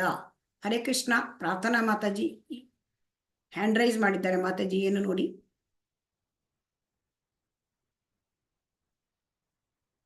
ಹರೇ ಕೃಷ್ಣ ಮಾತಾಜಿ. ಹರೇ ಕೃಷ್ಣ. ಅದು ಪ್ರಶ್ನೆಗಳನ್ನ ಕೇಳ್ಬೇಕಾ ಅಥವಾ ಅದನ್ನ ನಾನು ಕೊನೆಗೆ ಲಾಸ್ಟ್ ಅಲ್ಲಿ ಇಡ್ತೇನೆ? ಹರೇ ಕೃಷ್ಣ. ಪ್ರಶ್ನೆ ಅಂದ್ರೆ ಈಗ ನಾವು ಕೆಲವು ಹಣ್ಣುಗಳನ್ನ ಭಗವಂತನಿಗೆ ಕೊಡಬೇಕು ಅಂದ್ರಲ್ಲ, ಅದು ಭಗವಂತನಿಗೆ ಅಂದ್ರೆ ದಾನ ಮಾಡುವುದಾ? ಭಗವಂತನಿಗೆ ದಾನ ಅಂತ ಹೇಳಲಿಕ್ಕೆ ಆಗೋದಿಲ್ಲ. ಯಾಕಂದ್ರೆ ಭಗವಂತ ಭಗವಂತನಿಗೆ ಬಡವರಿಗೆ ಕೊಡ್ತೇವೆ. ಸೊ ಅದೇ ಬಡವರಿಗೆ ದಾನ ಮಾಡುವುದಾ? ಶ್ರೀಮಂತ ಭಗವಂತ ಜಗತ್ತಿನಲ್ಲಿ ಭಗವಂತನಷ್ಟು ಶ್ರೀಮಂತನಿಗೆ ಬೇರೆ ಯಾರೂ ಇಲ್ಲ. ಸೊ ಹಾಗಾಗಿ ಬಡವರಿಗೆ ದಾನ ಮಾಡುವುದಾ ಅಂತ ಭಗವಂತನಿಗೆ ಕೊಡೋದು. ಮಾತಾಜಿ ಹರೇ ಕೃಷ್ಣ. ಈಗ ನಾನು ಮುಂದುವರಿಸ್ತೇನೆ. ಹರೇ ಕೃಷ್ಣ. ನಿಮ್ಮ ಪ್ರಶ್ನೆಗಳನ್ನು ಕಡೆಗೆ ಇಡೋಣ. ತುಂಬಾ ಇದೆ, ಇದು ಪಾಠ ಇವತ್ತು ತುಂಬಾ ಇದೆ. ನಹಿ ಕಶ್ಚಿತ್ ಕ್ಷಣಮಪಿ ಜಾತು ತಿಷ್ಠತಿ ಅಕರ್ಮಕೃತ್ ಕಾರ್ಯತೆ ಹಿ ಅವಶಃ ಕರ್ಮ ಸರ್ವಃ ಪ್ರಕೃತಿ ಜೈರ್ಗುಣೈ, ಪ್ರಕೃತಿಯಿಂದ ಬಂದ ಗುಣಗಳಿಗೆ ಅನುಗುಣವಾಗಿ ಕರ್ಮವನ್ನು ಪ್ರತಿಯೊಬ್ಬನೂ ಮಾಡಲೇಬೇಕಾಗುತ್ತದೆ. ಆದುದರಿಂದ ಯಾರೂ ಒಂದು ಕ್ಷಣವೂ ಏನನ್ನೂ ಮಾಡದೇ ಇರಲು ಸಾಧ್ಯವಿಲ್ಲ. ಸೊ ಹರಿಕೃಷ್ಣ ಇಲ್ಲಿ ಏನ್ ಹೇಳ್ತಾ ಇದ್ದಾರೆ ಭಗವಂತ ಅಂದ್ರೆ, ಪ್ರತಿಯೊಬ್ಬರು ಕರ್ಮ, ಈಗ ನಮಗೆ ಕರ್ಮ ಮಾಡಿದರೆ ಪ್ರತಿಕ್ರಿಯೆ ಬಂದ್ಬಿಡುತ್ತೆ, ಪುಣ್ಯ ಪಾಪ, ಅದರಿಂದ ನನಗೆ ಐಹಿಕ ಬಂಧನದಲ್ಲಿ ಇರ್ತೇನೆ, ಬೇಡವೇ ಬೇಡ, ನಾನು ಕರ್ಮವನ್ನೇ ಮಾಡೋದಿಲ್ಲ, ಸುಮ್ಮನೆ ಇದ್ದು ಬಿಡ್ತೇನೆ, ಕರ್ಮವನ್ನೇ ತ್ಯಾಗ ಮಾಡಿಬಿಡ್ತೇನೆ ಅಂತ ಹೇಳಿದರೆ, ಇಲ್ಲಿ ಭಗವಂತ ಏನ್ ಹೇಳ್ತಾ ಇದ್ದಾರೆ, ಸೊ ಕಾಡಿಗೆ ಹೋಗ್ಬಿಡ್ತೀರಿ, ನಂಗೆ ಕರ್ಮವೇ ಬೇಡ ಅಂದ್ರೆ ಭಗವಂತ ಹೇಳ್ತಾ ಇದ್ದಾರೆ ಹಾಗೆ ಮಾಡ್ಲಿಕ್ಕೆ ಸಾಧ್ಯ ಇಲ್ಲ. ಯಾಕೆಂತಂದ್ರೆ ಆತ್ಮದ ಲಕ್ಷಣ ಏನು, ಆತ್ಮ ಸದಾ ಕ್ರಿಯಾತ್ಮಕವಾಗಿರುತ್ತದೆ. ಸೊ ಆತ್ಮ ಸುಮ್ಮನೆ ಕುಳಿತುಕೊಳ್ಳಕ್ ಆಗಲ್ಲ. ಸೊ ಹಾಗಾಗಿ ಯಾವ ಒಂದು ಗುಣದಲ್ಲಿ ನಾವಿದ್ದೇವೋ ಆ ಗುಣಕ್ಕೆ ಅನುಗುಣವಾಗಿ ಕರ್ಮವನ್ನು ಮಾಡಲೇಬೇಕು. ನಮ್ಮ ದೇಹವನ್ನು ನಾವು ಮೇಂಟೈನ್ ಮಾಡಲೇಬೇಕು. ದೇಹವನ್ನು ಆತ್ಮವನ್ನು ಶರೀರದಲ್ಲಿ ಇಡ್ಲಿಕ್ಕಾಗಿ ನಾವು ಶರೀರದ ಪೋಷಣೆ ಮಾಡ್ಲಿಕ್ಕಾಗಿ ಕೆಲಸ ಮಾಡಲೇಬೇಕು. ಸಂಸಾರವನ್ನ ನಾವು ನೋಡ್ಕೊಳ್ಳಿಕ್ಕೆ ಕೆಲಸ ಮಾಡಲೇಬೇಕು. ಹಾಗಾಗಿ ಕೆಲಸ ಮಾಡದೆ ಇರ್ಲಿಕ್ಕೆ ಕೂಡ ಸಾಧ್ಯವೇ ಇಲ್ಲ ಅಂತ ಹೇಳ್ತಾ ಇದ್ದೇನೆ. ಸೊ ಆದುದರಿಂದ ನಾವು ಒಂದು ಕ್ಷಣ ಕೂಡ ಕೆಲಸ ಮಾಡದೆ ಇರ್ಲಿಕ್ಕೆ ಸಾಧ್ಯ ಇಲ್ಲ, ಕೆಲಸವನ್ನು ಮಾಡಬೇಕು. ಹಾಗಾದ್ರೆ ಎಂತಹ ಕೆಲಸವನ್ನು ಮಾಡಬೇಕು ಅಂತ ಹೇಳ್ತಾ ಇದ್ದಾರೆ ಇಲ್ಲಿ ನೋಡಿ. ಇದನ್ನೇ ಇಲ್ಲಿ ಹೇಳ್ತಾ ಇದ್ದಾರೆ, ಇಲ್ಲಿ ನೋಡೋಣ. ಕರ್ಮೇಂದ್ರಿಯಾಣಿ ಸಂಯಮ್ಯಾಯಾಸ್ತೆ ಮನಸ ಸ್ಮರನ್ ಇಂದ್ರಿಯಾರ್ಥಾನ್ ವಿಮೂಢಾತ್ಮ ಮಿಥ್ಯಾಚಾರ ಸ ಉಚ್ಯತೆ. ಕರ್ಮೇಂದ್ರಿಯಗಳನ್ನು ನಿಗ್ರಹಿಸಿ ಇಂದ್ರಿಯ ವಿಷಯಗಳಲ್ಲಿ ಮನಸ್ಸು ನೆಟ್ಟ ಮನುಷ್ಯನನ್ನು ವಿಮೂಢಾತ್ಮನೆಂದು ಮಿಥ್ಯಾಚಾರಿ ಎಂದು ಕರೆಯುವರು. ಹರೇ ಕೃಷ್ಣ, ಇಲ್ಲಿ ಒಬ್ಬನನ್ನ ನೋಡ್ತಾ ಇದ್ದೇವೆ. ಇಲ್ಲಿ ಅವರು ಅಂದ್ರೆ ಸನ್ಯಾಸಿ ತರ ಕಾಣ್ತಾರೆ ವೇಷ, ಆದರೆ ಅವರು ಹಿಡಿದುಕೊಂಡಿರೋದು ಕೈಯಲ್ಲಿ ಇಲ್ಲಿ ಮೊಬೈಲ್ ಅನ್ನು ನೀವು ನೋಡಬಹುದು, ಮತ್ತು ಇಲ್ಲಿ ಸಿಗರೇಟ್ ಅನ್ನು ಸೇರ್ತಾ ಇದ್ದಾರೆ. ಅಂದ್ರೆ ಸನ್ಯಾಸಿಯ ವೇಷವನ್ನು ಹಾಕಿದ್ದಾರೆ, ಆದರೆ ಮಾಡ್ತಾ ಇರ್ತಕ್ಕಂಥದ್ದು ಈ ರೀತಿಯ ಇಂದ್ರಿಯ ಭೋಗ, ವಿಷಯ ವಸ್ತುಗಳಲ್ಲಿ ಅವರಿಗೆ ತುಂಬಾ ಆಸಕ್ತಿ ಇದೆ. ಸೊ ಹಾಗಾಗಿ ಮಿಥ್ಯಾಚಾರಿ ಅಂದ್ರೆ ಏನು? ಮಿಥ್ಯಾಚಾರಿ ಅಂದ್ರೆ ಹೊರನೋಟಕ್ಕೆ ಸನ್ಯಾಸಿ ತರ ಕಾಣ್ತಾರೆ, ಆದರೆ ಒಳಗೆ ಅವರಿಗೆ ಇಂದ್ರಿಯ ಭೋಗ ಇದೆ. ಮೇಲೆ ನೋಡ್ಲಿಕ್ಕೆ ಅವರು ಕರ್ಮ ಇಂದ್ರಿಯಗಳನ್ನು ನಿಗ್ರಹ ಮಾಡಿದ್ದಾರೆ, ಎಲ್ಲವನ್ನು ತೊರೆದಿದ್ದಾರೆ ಅಂತ ಕಾಣುತ್ತೆ, ಆದರೆ ಒಳಗಿಂದ ಇವರಿಗೆ ಇಂದ್ರಿಯ ಭೋಗದಲ್ಲಿ ಆಸಕ್ತಿ ಇದೆ, ವಿಷಯ ವಸ್ತುಗಳಲ್ಲಿ ಆಸಕ್ತಿ ಇದೆ. ಸೊ ಇದು ಏಕೆ ಬರುತ್ತೆ ಅಂತಂದ್ರೆ ಇಲ್ಲಿ ಇವರಿಗೆ ಸರಿಯಾದ ಟ್ರೈನಿಂಗ್ ಆಗಲಿಲ್ಲ. ಏನು ಟ್ರೈನಿಂಗ್ ಆಗಲಿಲ್ಲ ಅಂತಂದ್ರೆ, ಯಾವುದೇ ಒಂದು ಇಂದ್ರಿಯವನ್ನು ನಿಗ್ರಹ ಮಾಡಬೇಕಾದ್ರೆ ಇಂದ್ರಿಯಗಳನ್ನು ನಾವು ಒತ್ತಾಯ ಪೂರ್ವಕವಾಗಿ ಅದನ್ನ ನಿಗ್ರಹ ಮಾಡ್ತೇನೆ ಅಂದ್ರೆ ಅದು ಆಗಲ್ಲ. ಇಂದ್ರಿಯಗಳು ತುಂಬಾ ಬಲಶಾಲಿ. ಹಾಗಾದ್ರೆ ಇಂದ್ರಿಯಕ್ಕೆ ಏನಾದ್ರೂ ಕೆಲಸ ಕೊಡಬೇಕು. ನನಗೇನು ಕೆಲಸ ಬೇಡ, ನಾ ಎಲ್ಲ ಕೆಲಸ ಬಿಟ್ಬಿಡ್ತೇನೆ, ಕರ್ಮಗಳನ್ನ ತ್ಯಾಗ ಮಾಡ್ತೇನೆ, ಅದು ನನಗೆ ಇದು ಕರ್ಮಕ್ಕೆ ಬಂಧನಕ್ಕೆ ಉಂಟು ಮಾಡುತ್ತೆ ಅಂತ ಮಾಡಿದಾಗ ಈ ರೀತಿ ಆಗತ್ತೆ. ಇದು ಒತ್ತಾಯ ಪೂರ್ವಕವಾಗಿ ಮಾಡಿದ್ದ ಕರ್ಮ ಇಂದ್ರಿಯಗಳನ್ನು ಅದು ನಾವು ಹತೋಟಿಗೆ ತರಲಿಕ್ಕೆ ಪ್ರಯತ್ನ ಮಾಡಿದ್ರಿಂದ ಈ ರೀತಿ ಆಗತ್ತೆ. ಹಾಗಾಗಿ ಇಂದ್ರಿಯಗಳನ್ನ ಈ ರೀತಿ ಆಗಲಿಕ್ಬಾರ್ದು ಅಂತಂದ್ರೆ ನಾವ್ ಏನನ್ನ ಮಾಡಬೇಕು? ಮಿಥ್ಯಾಚಾರಿ ಆಗ್ಬಾರ್ದು. ಯಾಕೆಂದ್ರೆ ಮನಸ್ಸು ಒಳಗೆ ಇಚ್ಛೆ ಇರುತ್ತೆ ಇಂದ್ರಿಯ ಭೋಗದ ಬಗ್ಗೆ, ಇಂದ್ರಿಯ ವಸ್ತುಗಳ ಬಗ್ಗೆ, ಆದ್ರೆ ಹೊರನೋಟಕ್ಕೆ ಸನ್ಯಾಸಿ ತರ ಇರ್ತಾರೆ. ಸೊ ಹಾಗಾಗಿ ಇವರು ಮಿಥ್ಯಾಚಾರಿ. ಹೀಗಾಗಬಾರದು ಅಂದ್ರೆ ನಮ್ಮ ಇಂದ್ರಿಯಗಳನ್ನು ನಾವು ಎಲ್ಲವನ್ನು ಕೂಡ ಅದಕ್ಕೆ ಒಳ್ಳೆಯ ಇದನ್ನು ಕೊಡಬೇಕು, ಕೆಲಸವನ್ನ ಕೊಡಬೇಕು. ಹೀಗೆ ಅದನ್ನ ನಿಷ್ಕ್ರಿಯಗೊಳಿಸ್ಲಿಕ್ಕೆ ಸಾಧ್ಯ ಇಲ್ಲ. ಕಣ್ಣನ್ನು ಸುಮ್ಮನೆ ಇಡ್ಲಿಕ್ಕೆ ಬರೋಲ್ಲ. ಕಣ್ಣಿಗೆ ಒಂದು ನೋಡ್ಲಿಕ್ಕೆ ಭಗವಂತನನ್ನ ನೋಡ್ಬೇಕು, ಕಿವಿಯಲ್ಲಿ ಭಗವಂತನ ಬಗ್ಗೆ ಕೇಳಬೇಕು, ಕೈಯಲ್ಲಿ ಭಗವಂತನ ದೇವಾಲಯ ಸ್ವಚ್ಛ ಮಾಡುವುದು, ಆ ಪ್ರಸಾದ ತಯಾರು ಮಾಡೋದು, ಮತ್ತೆ ಕಾಲಿಂದ ದೇವರ ಒಂದು ದೇವಸ್ಥಾನಕ್ಕೆ ಹೋಗುವುದು, ಇದನ್ನೆಲ್ಲ ಎಲ್ಲ ಇಂದ್ರಿಯಗಳನ್ನು ಕೂಡ ನಾವು ಮೂಗಿನಿಂದ ಭಗವಂತನ ತುಳಸಿ ಮತ್ತು ಭಗವಂತನಿಗೆ ಹಾಕಿದ ಆ ಒಂದು ಹೂವುಗಳ ಸುವಾಸನೆಯನ್ನು ತೆಗೆದುಕೊಳ್ಳೋದು, ಹೀಗೆ ಮಾಡಿದಾಗ ಇಂದ್ರಿಯಗಳಿಗೆ ಕೆಲಸ ಇರುತ್ತೆ. ಸೊ ಹಾಗಾಗಿ ಅವು ಹತೋಟಿಗೆ ತನ್ನಿಂತಾನೆ ಬರುತ್ತೆ. ಆದ್ರೆ ಇಲ್ಲಿ ನಾವು ಇನ್ನೊಂದು ನೋಡ್ತಾ ಇದ್ದೇವೆ. ಇಲ್ಲಿ ನಮ್ಮ ಅಂದ್ರೆ ಈ ಭರತ ಮಹಾರಾಜು ಅವರು ಕೂಡ ಭಕ್ತರಾಗಿದ್ದರು, ಭಾವ ಹಂತದಲ್ಲಿದ್ದರು. ಇವರು ಮಿಥ್ಯಾಚಾರಿ ಅಲ್ಲ. ಇವರು ಮಿಥ್ಯಾಚಾರಿ ಅಲ್ಲ ಹೇಳೋದನ್ನ ತೋರಿಸ್ಲಿಕ್ಕೆ ಇಲ್ಲಿ ಇದನ್ನ ಚಿತ್ರದಲ್ಲಿ ಇದನ್ನು ತೋರಿಸಲಾಗಿದೆ. ಇವರು ಭಾವ ಹಂತದಲ್ಲಿದ್ದಾಗ ಇವರು ಇನ್ನೂ ಹೆಚ್ಚು ಸಾಧನೆ ಮಾಡಬೇಕು ಅಂತ ಕಾಡಿಗೆ ಹೋದಾಗ ಅಲ್ಲಿ ಅವರಿಗೆ ಜಿಂಕೆ ಅವರ ಕಣ್ಣಿನ ಎದುರಿನಲ್ಲಿಯೇ ಒಂದು ಪ್ರಸವವಾಗಿ ತಾಯಿ ಜಿಂಕೆ ಸತ್ತು ಹೋಯಿತು. ಸಣ್ಣ ಜಿಂಕೆ ಮರಿ ಮೇಲೆ ಅವರಿಗೆ ಬಹಳ ವ್ಯಾಮೋಹ ಹುಟ್ಟುಬಿಡ್ತು. ಸೊ ಆ ವ್ಯಾಮೋಹದಿಂದ ಅವರು ಸದಾ ಅದರ ಬಗ್ಗೆ ಚಿಂತೆ ಮಾಡ್ತಾ ಇದ್ರು, ಅದರ ಪಾಲನೆ ಪೋಷಣೆ ಮಾಡ್ತಾ ಇದ್ರು. ಆದ್ರಿಂದ ಅವರಿಗೆ ಸ್ವಲ್ಪ ವಿಚಲಿತವಾಯಿತು ಮನಸ್ಸು. ಸೊ ಆದರೂ ಕೂಡ ಅವರು ಈ ಒಂದು ಜಿಂಕೆಯ ಒಂದು ಸ್ಮರಣೆಯಲ್ಲಿ ಇರೋದ್ರಿಂದ ಅವರಿಗೆ ಕೊನೆಗೆ ಅವರಿಗೆ ಜಿಂಕೆಯನ್ನು ಹುಡುಕುತ್ತಾ ಒಮ್ಮೆ ಜಿಂಕೆ ಅದು ಏನು ಹುಲ್ಲು ತಿನ್ನುತ್ತೋ ಅಥವಾ ಅದೇನು ಅದಕ್ಕೆ ತಾಯಿ ಇಲ್ಲ, ಅದಕ್ಕೆ ಅದ್ರ ಜವಾಬ್ದಾರಿ ತನಗೆ ಅಂತ ತಗೊಂಡ್ಬಿಟ್ರು ಇವರು, ಅಟ್ಯಾಚ್ಮೆಂಟ್ ಇಟ್ಕೊಂಡ್ಬಿಟ್ರು. ಆಮೇಲೆ ಒಮ್ಮೆ ಅದೇನಾಯ್ತು, ತಪ್ಪಿಸ್ಕೊಂಡು ಹೋದಾಗ ಹುಡುಕ್ಲಿಕ್ಕೆ ಅಂತ ಹೋದ್ರು, ಬೆಟ್ಟದಕ್ಕೆ ಜಾರಿ ಅವರು ಬಿದ್ದು ಅವರು ಮರಣ ಹೊಂದಿದ್ರು. ಆಗ ಜಿಂಕೆ ಸ್ಮರಣೆ ಮಾಡ್ತಾ ಇದ್ದಿದ್ರಿಂದ ಅವರಿಗೆ ಜಿಂಕೆ ಒಂದು ಜನ್ಮವೇ ಮತ್ತೊಂದು ಸಿಕ್ಕಿತು. ಆದ್ರೂ ಕೂಡ ಅವರು ಭಾವದ ಹಂತದಲ್ಲಿದ್ದಾರೆ. ಭಾವದ ಹಂತ ಅಂದ್ರೆ ಕೃಷ್ಣ ಪ್ರೇಮದ ಹಿಂದಿನ ಹಂತ. ಅಷ್ಟು ಮುಂದುವರಿದ ಭಕ್ತನಾಗಿದ್ದರಿಂದ ಕೃಷ್ಣ ಅವರಿಗೆ ಸ್ಮರಣೆ ಕೊಟ್ಟ. ಅದರ ಮುಂದಿನ ಜನ್ಮದೇ ಜಡಭರ್ತನ ಆದ. ಸೊ ಹಾಗಾಗಿ ಇವರಿಗೆ ಮತ್ತು ಈ ಮಿಥ್ಯಾಚಾರಿಗೆ ನಾವು ಹೋಲಿಸ್ಲಿಕ್ಕೆ ಸಾಧ್ಯ ಇಲ್ಲ. ಇವನು ಭಾವದ ಹಂತದಲ್ಲಿದ್ದ, ಆದ್ದರಿಂದ ಇವನು ಭರತ ಮಹಾರಾಜನಿಗೆ ಕೂಡ ಸ್ಮರಣೆ ಕೊಟ್ಟು ಕೃಷ್ಣ ಆಮೇಲೆ ಮುಂದಿನ ಜನ್ಮದಲ್ಲಿ ಜಿಂಕೆ ಆದ್ರೂ ಕೂಡ ಅವರಿಗೆ ಸ್ಮರಣೆ ಇತ್ತು. ಆಮೇಲೆ ಅದರ ಮುಂದಿನ ಜನ್ಮದಲ್ಲಿ ಜಡಭರತನಾಗಿ ಮತ್ತೆ ಅವರು ಕೃಷ್ಣ ಪ್ರೇಮವನ್ನ ಸಾಧಿಸಿದ್ರು. ಸೊ ಹಾಗಾಗಿ ಕರ್ಮೇಂದ್ರಿಯಗಳನ್ನು ನಿಗ್ರಹಿಸಿ ಇಂದ್ರಿಯ ವಿಷಯಗಳನ್ನು ಮನಸ್ಸನ್ನು ನೆಟ್ಟರೆ ಮಿಥ್ಯಾಚಾರಿ ಆಗ್ಬಿಡ್ತಾನೆ. ಸೊ ಮಿಥ್ಯಾಚಾರಿ ಆದ್ರೆ ಅವನು ಸರಿಯಾದ ಒಂದು ಅವರ ಕರ್ಮ ತ್ಯಾಗ ಅಲ್ಲ. ಸೊ ಕರ್ಮ ತ್ಯಾಗ ಮಾಡುವುದ ಬದಲಿ ಕರ್ಮ ಫಲತ್ಯಾಗ ಮಾಡಬೇಕು ಅಂತ ಇಲ್ಲಿ ನಮಗೆ ತಿಳ್ಕೊಳ್ಬೇಕು.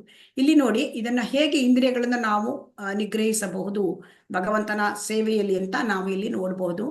ಇದಕ್ಕೆ ಪ್ರತಿಯಾಗಿ ಪ್ರಾಮಾಣಿಕನಾದ ಮನುಷ್ಯನು ಕ್ರಿಯಾಶಾಲಿಗಳಾದ ಇಂದ್ರಿಯಗಳನ್ನು ಮನಸ್ಸಿನಿಂದ ನಿಗ್ರಹಿಸಲು ಪ್ರಯತ್ನಿಸಿ ಕೃಷ್ಣ ಪ್ರಜ್ಞೆಯಲ್ಲಿ ಕರ್ಮಯೋಗವನ್ನು ಅನಾಸಕ್ತನಾಗಿ ಪ್ರಾರಂಭಿಸಿದರೆ ಅವನು ಎಷ್ಟೋ ಉತ್ತಮನು. ಸೊ ಹಾಗಾಗಿ ಈ ಮಿಥ್ಯಾಚಾರಿಗಿಂತ ಇವನು ಉತ್ತಮ. ಯಾಕೆ? ಇವನು ಪ್ರಾಮಾಣಿಕತೆ ಇದೆ, ಮಿಥ್ಯಾಚಾರಿಯಲ್ಲಿ ಪ್ರಾಮಾಣಿಕತೆ ಇಲ್ಲ. ಮಿಥ್ಯಾಚಾರಿ ಅಂದ್ರೆ ಏನು? ಹೊರಗೊಂದು ಒಳಗೊಂದು, ಹೊರಗೆ ತೋರ್ಲಿಕ್ಕೆ ಸನ್ಯಾಸಿ, ಒಳಗಡೆ ಇಂದ್ರಿಯ ಭೋಗದ ಇಚ್ಛೆ. ಸೊ ಆದ್ರೆ ಇಲ್ಲಿ ನಾವು ನೋಡ್ತಾ ಇರೋದು ಪ್ರಾಮಾಣಿಕನಾದ ಮನುಷ್ಯ ಕೃಷ್ಣ ಪ್ರಜ್ಞೆಯಲ್ಲಿ ಇದ್ದಾನೆ. ಸೊ ಹಾಗಾಗಿ ಇವನು ರಾಜ. ಸೊ ಇಲ್ಲಿ ಜಗನ್ನಾಥ ದೇವರ ಒಂದು ರಥದ ಉತ್ಸವ ಬರ್ತಾ ಇದ್ದಾಗ ಅವರು ರಾಜನಾಗಿದ್ರು ಕೂಡ ಅಲ್ಲಿ ಸೇವೆ ಮಾಡ್ತಾ ಇದ್ದಾರೆ. ಇದನ್ನ ಪೊರಕೆ ಹಿಡಿದು ರಸ್ತೆಯನ್ನ ಚೊಕ್ಕ ಮಾಡ್ತಾ ಇದ್ದಾರೆ. ಇದು ಭಗವಂತನ ಸೇವೆ.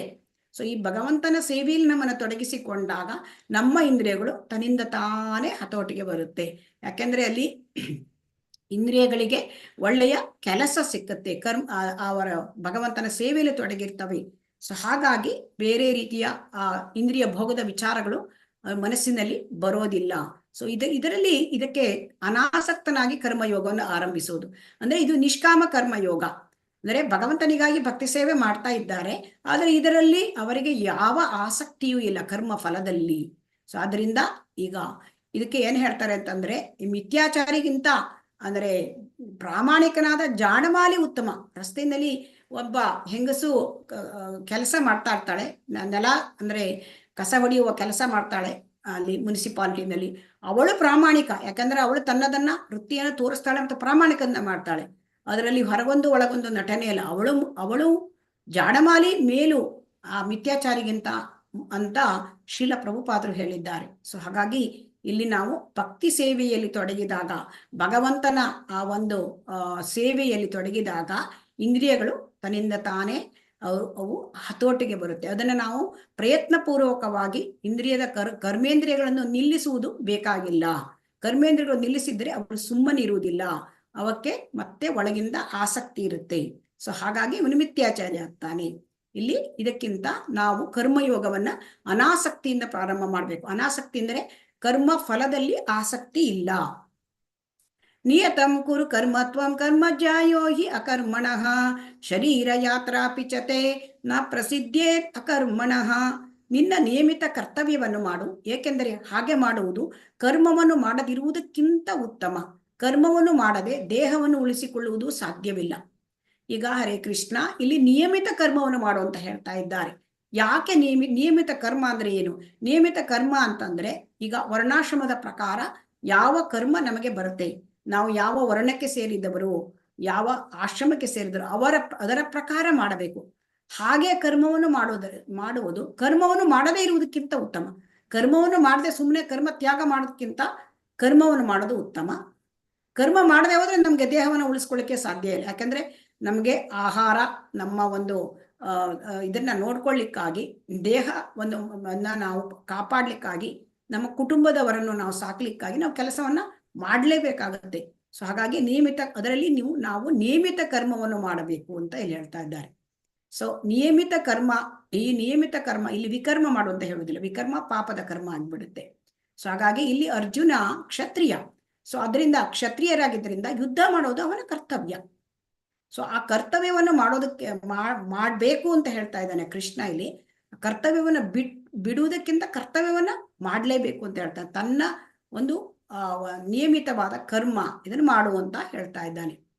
ಯಜ್ಞ ಅರ್ಥಾತ್ ಕರ್ಮಣೋ ಅನ್ಯತ್ರ ಲೋಕೋಯಂ ಕರ್ಮ ಬಂಧನ ತದರ್ಥಂ ಕರ್ಮ ಕೌಂತೆಯ ಮುಕ್ತ ಸಂಘ ಸಮಾಚಾರ. ವಿಷ್ಣುವಿಗಾಗಿ ಮಾಡಿದ ತ್ಯಾಗವೆಂದು ಕರ್ಮವನ್ನು ಮಾಡಬೇಕು, ಇಲ್ಲವಾದರೆ ಕರ್ಮವು ಇಹ ಬಂಧನವನ್ನು ಸೃಷ್ಟಿ ಮಾಡುತ್ತದೆ.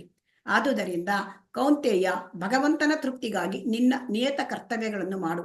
ಆ ರೀತಿಯಲ್ಲಿ ನೀನು ಬಂಧನದಿಂದ ಸದಾ ಮುಕ್ತನಾಗಿರುತ್ತೀಯೇ. ಈಗ ಇಲ್ಲಿ ಭಗವಂತ ಏನ್ ಹೇಳ್ತಾ ಇದ್ದಾರೆ ಅಂದ್ರೆ ಕರ್ಮವನ್ನು ಮಾಡು ಅಂತ ಹೇಳ್ತಾನೆ, ಮಾಡದೇ ಇರಬೇಡ ಕರ್ಮವನ್ನ. ಹಾಗಾದ್ರೆ ಕರ್ಮವನ್ನು ಯಾವ ರೀತಿ ಮಾಡಬೇಕು, ಯಾವ ರೀತಿ ಮಾಡಿದ್ರೆ ನಮಗೆ ಕರ್ಮ ಬಂಧನ ಇಲ್ಲ. ಈಗ ಕರ್ಮವನ್ನು ಮಾಡಿದ ಕೂಡಲೇ ಕರ್ಮಕ್ಕೆ ಪ್ರತಿಕ್ರಿಯೆ ಬರುತ್ತೆ. ಸೊ ಕರ್ಮಕ್ಕೆ ಪ್ರತಿಕ್ರಿಯೆ ಬರದಿದ್ದ ಹಾಗೆ ನಾವು ಹೇಗೆ ಮಾಡಬೇಕು?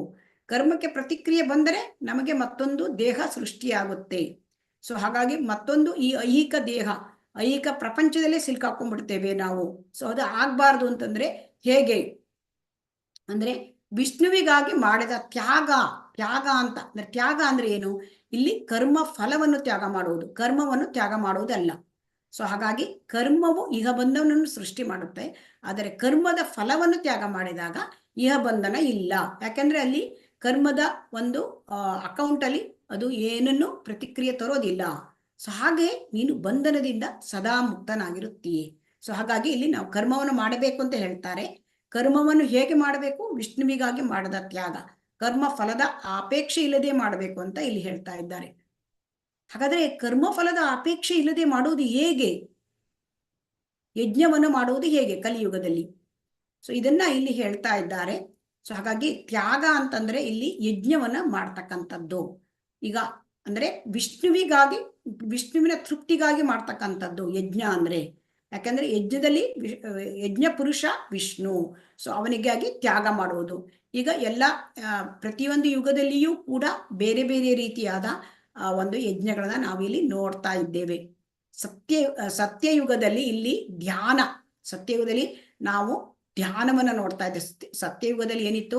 1,00,000 ವರ್ಷ ಆಯಸ್ಸಿತ್ತು ಮತ್ತು ಕಾಡುಗಳಿದ್ದವು. ಎಲ್ಲ ಕೂಡ ಸತ್ಯವಂತರಾಗಿದ್ದರು, ಎಲ್ಲರೂ ಕೂಡ ಧರ್ಮ 4 ಕಾಲುಗಳಲ್ಲಿ ಇತ್ತು. ಹಾಗಾಗಿ ಭಗವಂತನನ್ನು ಪಡ್ಕೊಳ್ಬೇಕು, ಸಾಕ್ಷಾತ್ಕಾರ ಮಾಡಬೇಕು ಅಂದ್ರೆ ತುಂಬಾ ವರ್ಷ ಅವರಿಗೆ ಅದು ಇದನ್ನು ಮಾಡಬೇಕಾಗಿತ್ತು, ಧ್ಯಾನ ಮಾಡಬೇಕಾಗಿತ್ತು. ವಾಲ್ಮೀಕಿ ಋಷಿ 60,000 ವರ್ಷ ಧ್ಯಾನ ಮಾಡಿ ಅವರು ಭಗವಂತನನ್ನು ಕಂಡ್ರು. ಸೊ ಹಾಗಾಗಿ ತುಂಬಾ ಆ ರೀತಿಯ ಒಂದು ಯಾವುದು ಕೂಡ ಈಗ ಕಲಿಯುಗದಲ್ಲಿ ಇಲ್ಲ. ಈಗ ಎರಡನೇದು ನಾವು ನೋಡ್ತಾ ಇದ್ದೇವೆ ತ್ರೇತಾಯುಗ. ಸೊ ಇಲ್ಲಿ ತ್ರೇತಾಯುಗದಲ್ಲಿ ಅಂದ್ರೆ ಯಜ್ಞಗಳನ್ನು ಮಾಡ್ಲಿಕ್ಕೆ ಹೇಳ್ತಾರೆ. ಯಜ್ಞಗಳನ್ನು ಮಾಡ್ಲಿಕ್ಕೆ ಅಂತಂದ್ರೆ ಆ ಕಾಲದಲ್ಲಿ ಯಜ್ಞ ಮಾಡೋದು ಅಂದ್ರೆ ತುಂಬಾ ಬ್ಯಾರಲ್ ಗಟ್ಲೆ ತುಪ್ಪ ಬೇಕು. ಮತ್ತೆ ಅಲ್ಲಿ ಯಜ್ಞಕ್ಕೆ ಬೆಂಕಿ, ಬ್ರಾಹ್ಮಣರು ಮಂತ್ರದಿಂದ ಬೆಂಕಿ ಮಾಡಬೇಕು. ಯಜ್ಞ ತಟ್ಟೆ, ಬಂಗಾರದ ತಟ್ಟೆ ಬೇಕು. ಮತ್ತೆ ಯಜ್ಞಕ್ಕೆ ಆಹುತಿಯಾಗಿ ಕುದುರೆ, ಆಮೇಲೆ ಗೋವು ಇದನ್ನೆಲ್ಲ ಕೊಡ್ತಾ ಇದ್ರು. ಆಮೇಲೆ ಆ ಯಜ್ಞಕ್ಕೆ ಕೊಟ್ಟ ಆಹುತಿಯಾಗಿದ್ದ ಹಸು ಏನಾಗ್ತಿತ್ತು? ಮಂತ್ರ ಉಚ್ಚಾರಣೆ ಸರಿಯಾಗಿರೋದ್ರಿಂದ ಅದು ಮನುಷ್ಯರಾಗಿ ಹೊರಗೆ ಬರ್ತಿತ್ತು. ಸೊ ಹಾಗಾಗಿ ಇಲ್ಲಿ ತುಂಬಾ ಇದು ಆಗಿನ ಒಂದು ತ್ರೇತಾಯುಗದಲ್ಲಿ ಯಜ್ಞಾಚರಣೆಯಿಂದ ನಾವು ಭಗವಂತನಿಗೆ ತೃಪ್ತಿಪಡಿಸೋದಾಗಿತ್ತು. ಸೊ ಆದರೆ ಆ ತ್ರೇತಾಯುಗದ್ದು ಈಗ ದ್ವಾಪರ ಯುಗದಲ್ಲಿ ಏನಾಯ್ತು? ತ್ರೇತಾಯುಗದಲ್ಲಿ ಆಯಸ್ಸು 10,000 ಆಯಿತು. ಸೊ ಹಾಗಾಗಿ ಇಲ್ಲಿ ತುಂಬಾ ಯಜ್ಞಗಳು ನಡೀತಾ ಇತ್ತು. ಇಲ್ಲಿ ದ್ವಾಪರ ಯುಗದಲ್ಲಿ ಏನಾಯ್ತು? ದ್ವಾಪರ ಯುಗದಲ್ಲಿ ಆಯಸ್ಸು 1,000 ವರ್ಷ. ಸೊ ಇಲ್ಲಿ ತಾಸಿಗೆ ಅಂದ್ರೆ ಭಗವಂತನ ಅರ್ಚನೆ. ಸೊ ದ್ವಾಪರ ಯುಗದಲ್ಲಿ ಭಗವಂತನ ಅರ್ಚನೆ ತುಂಬಾ ವಿಜೃಂಭಣೆಯಿಂದ ಭಗವಂತನಿಗೆ ಇದನ್ನ ಅಲಂಕಾರ ಮಾಡೋದು, ಅರ್ಚನೆ ಮಾಡೋದು, ಪ್ರಸಾದ ಕೊಡೋದು, ನೈವೇದ್ಯ ಮಾಡೋದು, ಇದೆಲ್ಲ ನಡೀತಾ ಇತ್ತು. ಸೊ ಅದು ದ್ವಾಪರ ಯುಗದಲ್ಲಿ. ಆದರೆ ಈ ಕಲಿಯುಗದಲ್ಲಿ ಏನಾಗಿದೆ? ನಮಗೆ ಇಷ್ಟು ಆಯಸ್ಸು ಇಲ್ಲ, ಆ ರೀತಿಯ ಅನುಕೂಲತೆಗಳು ಇಲ್ಲ, ನಮಗೆ ಒಂದು ರೀತಿಯ ಮನಸ್ಸು ಕೂಡ ತುಂಬಾ ಅದರಲ್ಲಿ ಕಾನ್ಸಂಟ್ರೇಷನ್ ಇಲ್ಲ. ಮತ್ತೆ ನಮಗೆ ಯಾವಾಗಲೂ ನಾವು ತುಂಬಾ ಬ್ಯುಸಿ ಅಂತ ತಿಳ್ಕೊಂಡ್ಬಿಡ್ತೇವೆ. ಸೊ ಹಾಗಾಗಿ ಆದರೆ ಕಲಿಯುಗಕ್ಕಾಗಿ ಏನು ಯಜ್ಞ ಅಂತ ಹೇಳಿದ್ದಾರೆ ಅಂದ್ರೆ ಸಂಕೀರ್ತನ ಯಜ್ಞವನ್ನ ಹೇಳಿದ್ದಾರೆ, ಜಪ ಯಜ್ಞವನ್ನ ಇಲ್ಲಿ ಹೇಳಿದ್ದಾರೆ. ಅದನ್ನ ನೋಡೋಣ. ಯಾಕಂದ್ರೆ ಕಲಿಯುಗದಲ್ಲಿ ತುಂಬಾ ಸುಲಭವಾದ ಮಾರ್ಗವನ್ನು ಹೇಳಿದೆ. ಇದಕ್ಕೆ ಯಾವ ಖರ್ಚು ಕೂಡ ಇಲ್ಲ, ಇದಕ್ಕೆ ಯಾವ ರೀತಿಯಾದ ಒಂದು ನೀತಿ ನಿಯಮಗಳು ಕೂಡ ಇಲ್ಲ. ಅದನ್ನು ನೋಡೋಣ.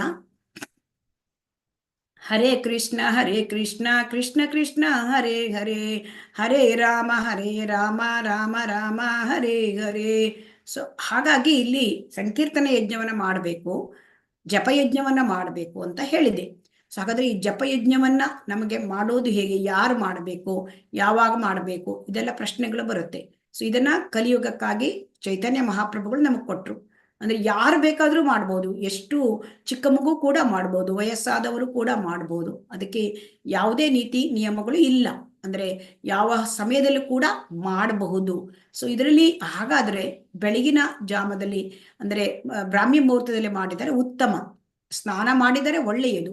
ಯಾಕೆಂದ್ರೆ ಕೆಲವೊಮ್ಮೆ ಸ್ನಾನ ಮಾಡ್ಲಿಕ್ಕೆ ಆಗ್ಲಿಲ್ಲ, ನಾವು ಎಲ್ಲಾದ್ರೂ ರೈಲಿನಲ್ಲಿ ಪ್ರಯಾಣ ಮಾಡ್ತಾ ಇರ್ತೇವೆ, ಏನೋ ಅನಾನುಕೂಲತೆ, ಆಗ ಕೂಡ ಮಾಡದೇನು ಕೂಡ ಈ ಜಪವನ್ನ ಮಾಡಬಹುದು.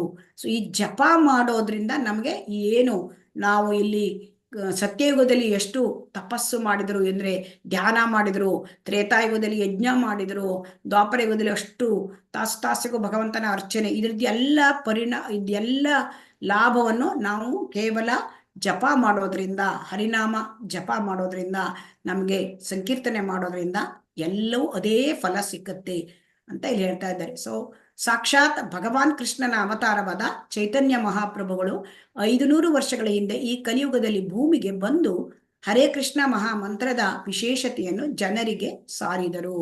ಸೊ ಹಾಗಾಗಿ ಚೈತನ್ಯ ಮಹಾಪ್ರಭುಗಳು ಸ್ವತಃ ಕೃಷ್ಣ. ಸೊ ಅವರು ಅಂದ್ರೆ ಇಲ್ಲಿ ರಾಧಾ ರಾಣಿಯ ಭಾವದಲ್ಲಿ ಬಂದಿರತಕ್ಕಂಥದ್ದು. ಸೊ ಹಾಗಾಗಿ ಅವರು ಭಕ್ತನ ರೂಪದಲ್ಲಿ ಬಂದಿದ್ದಾರೆ.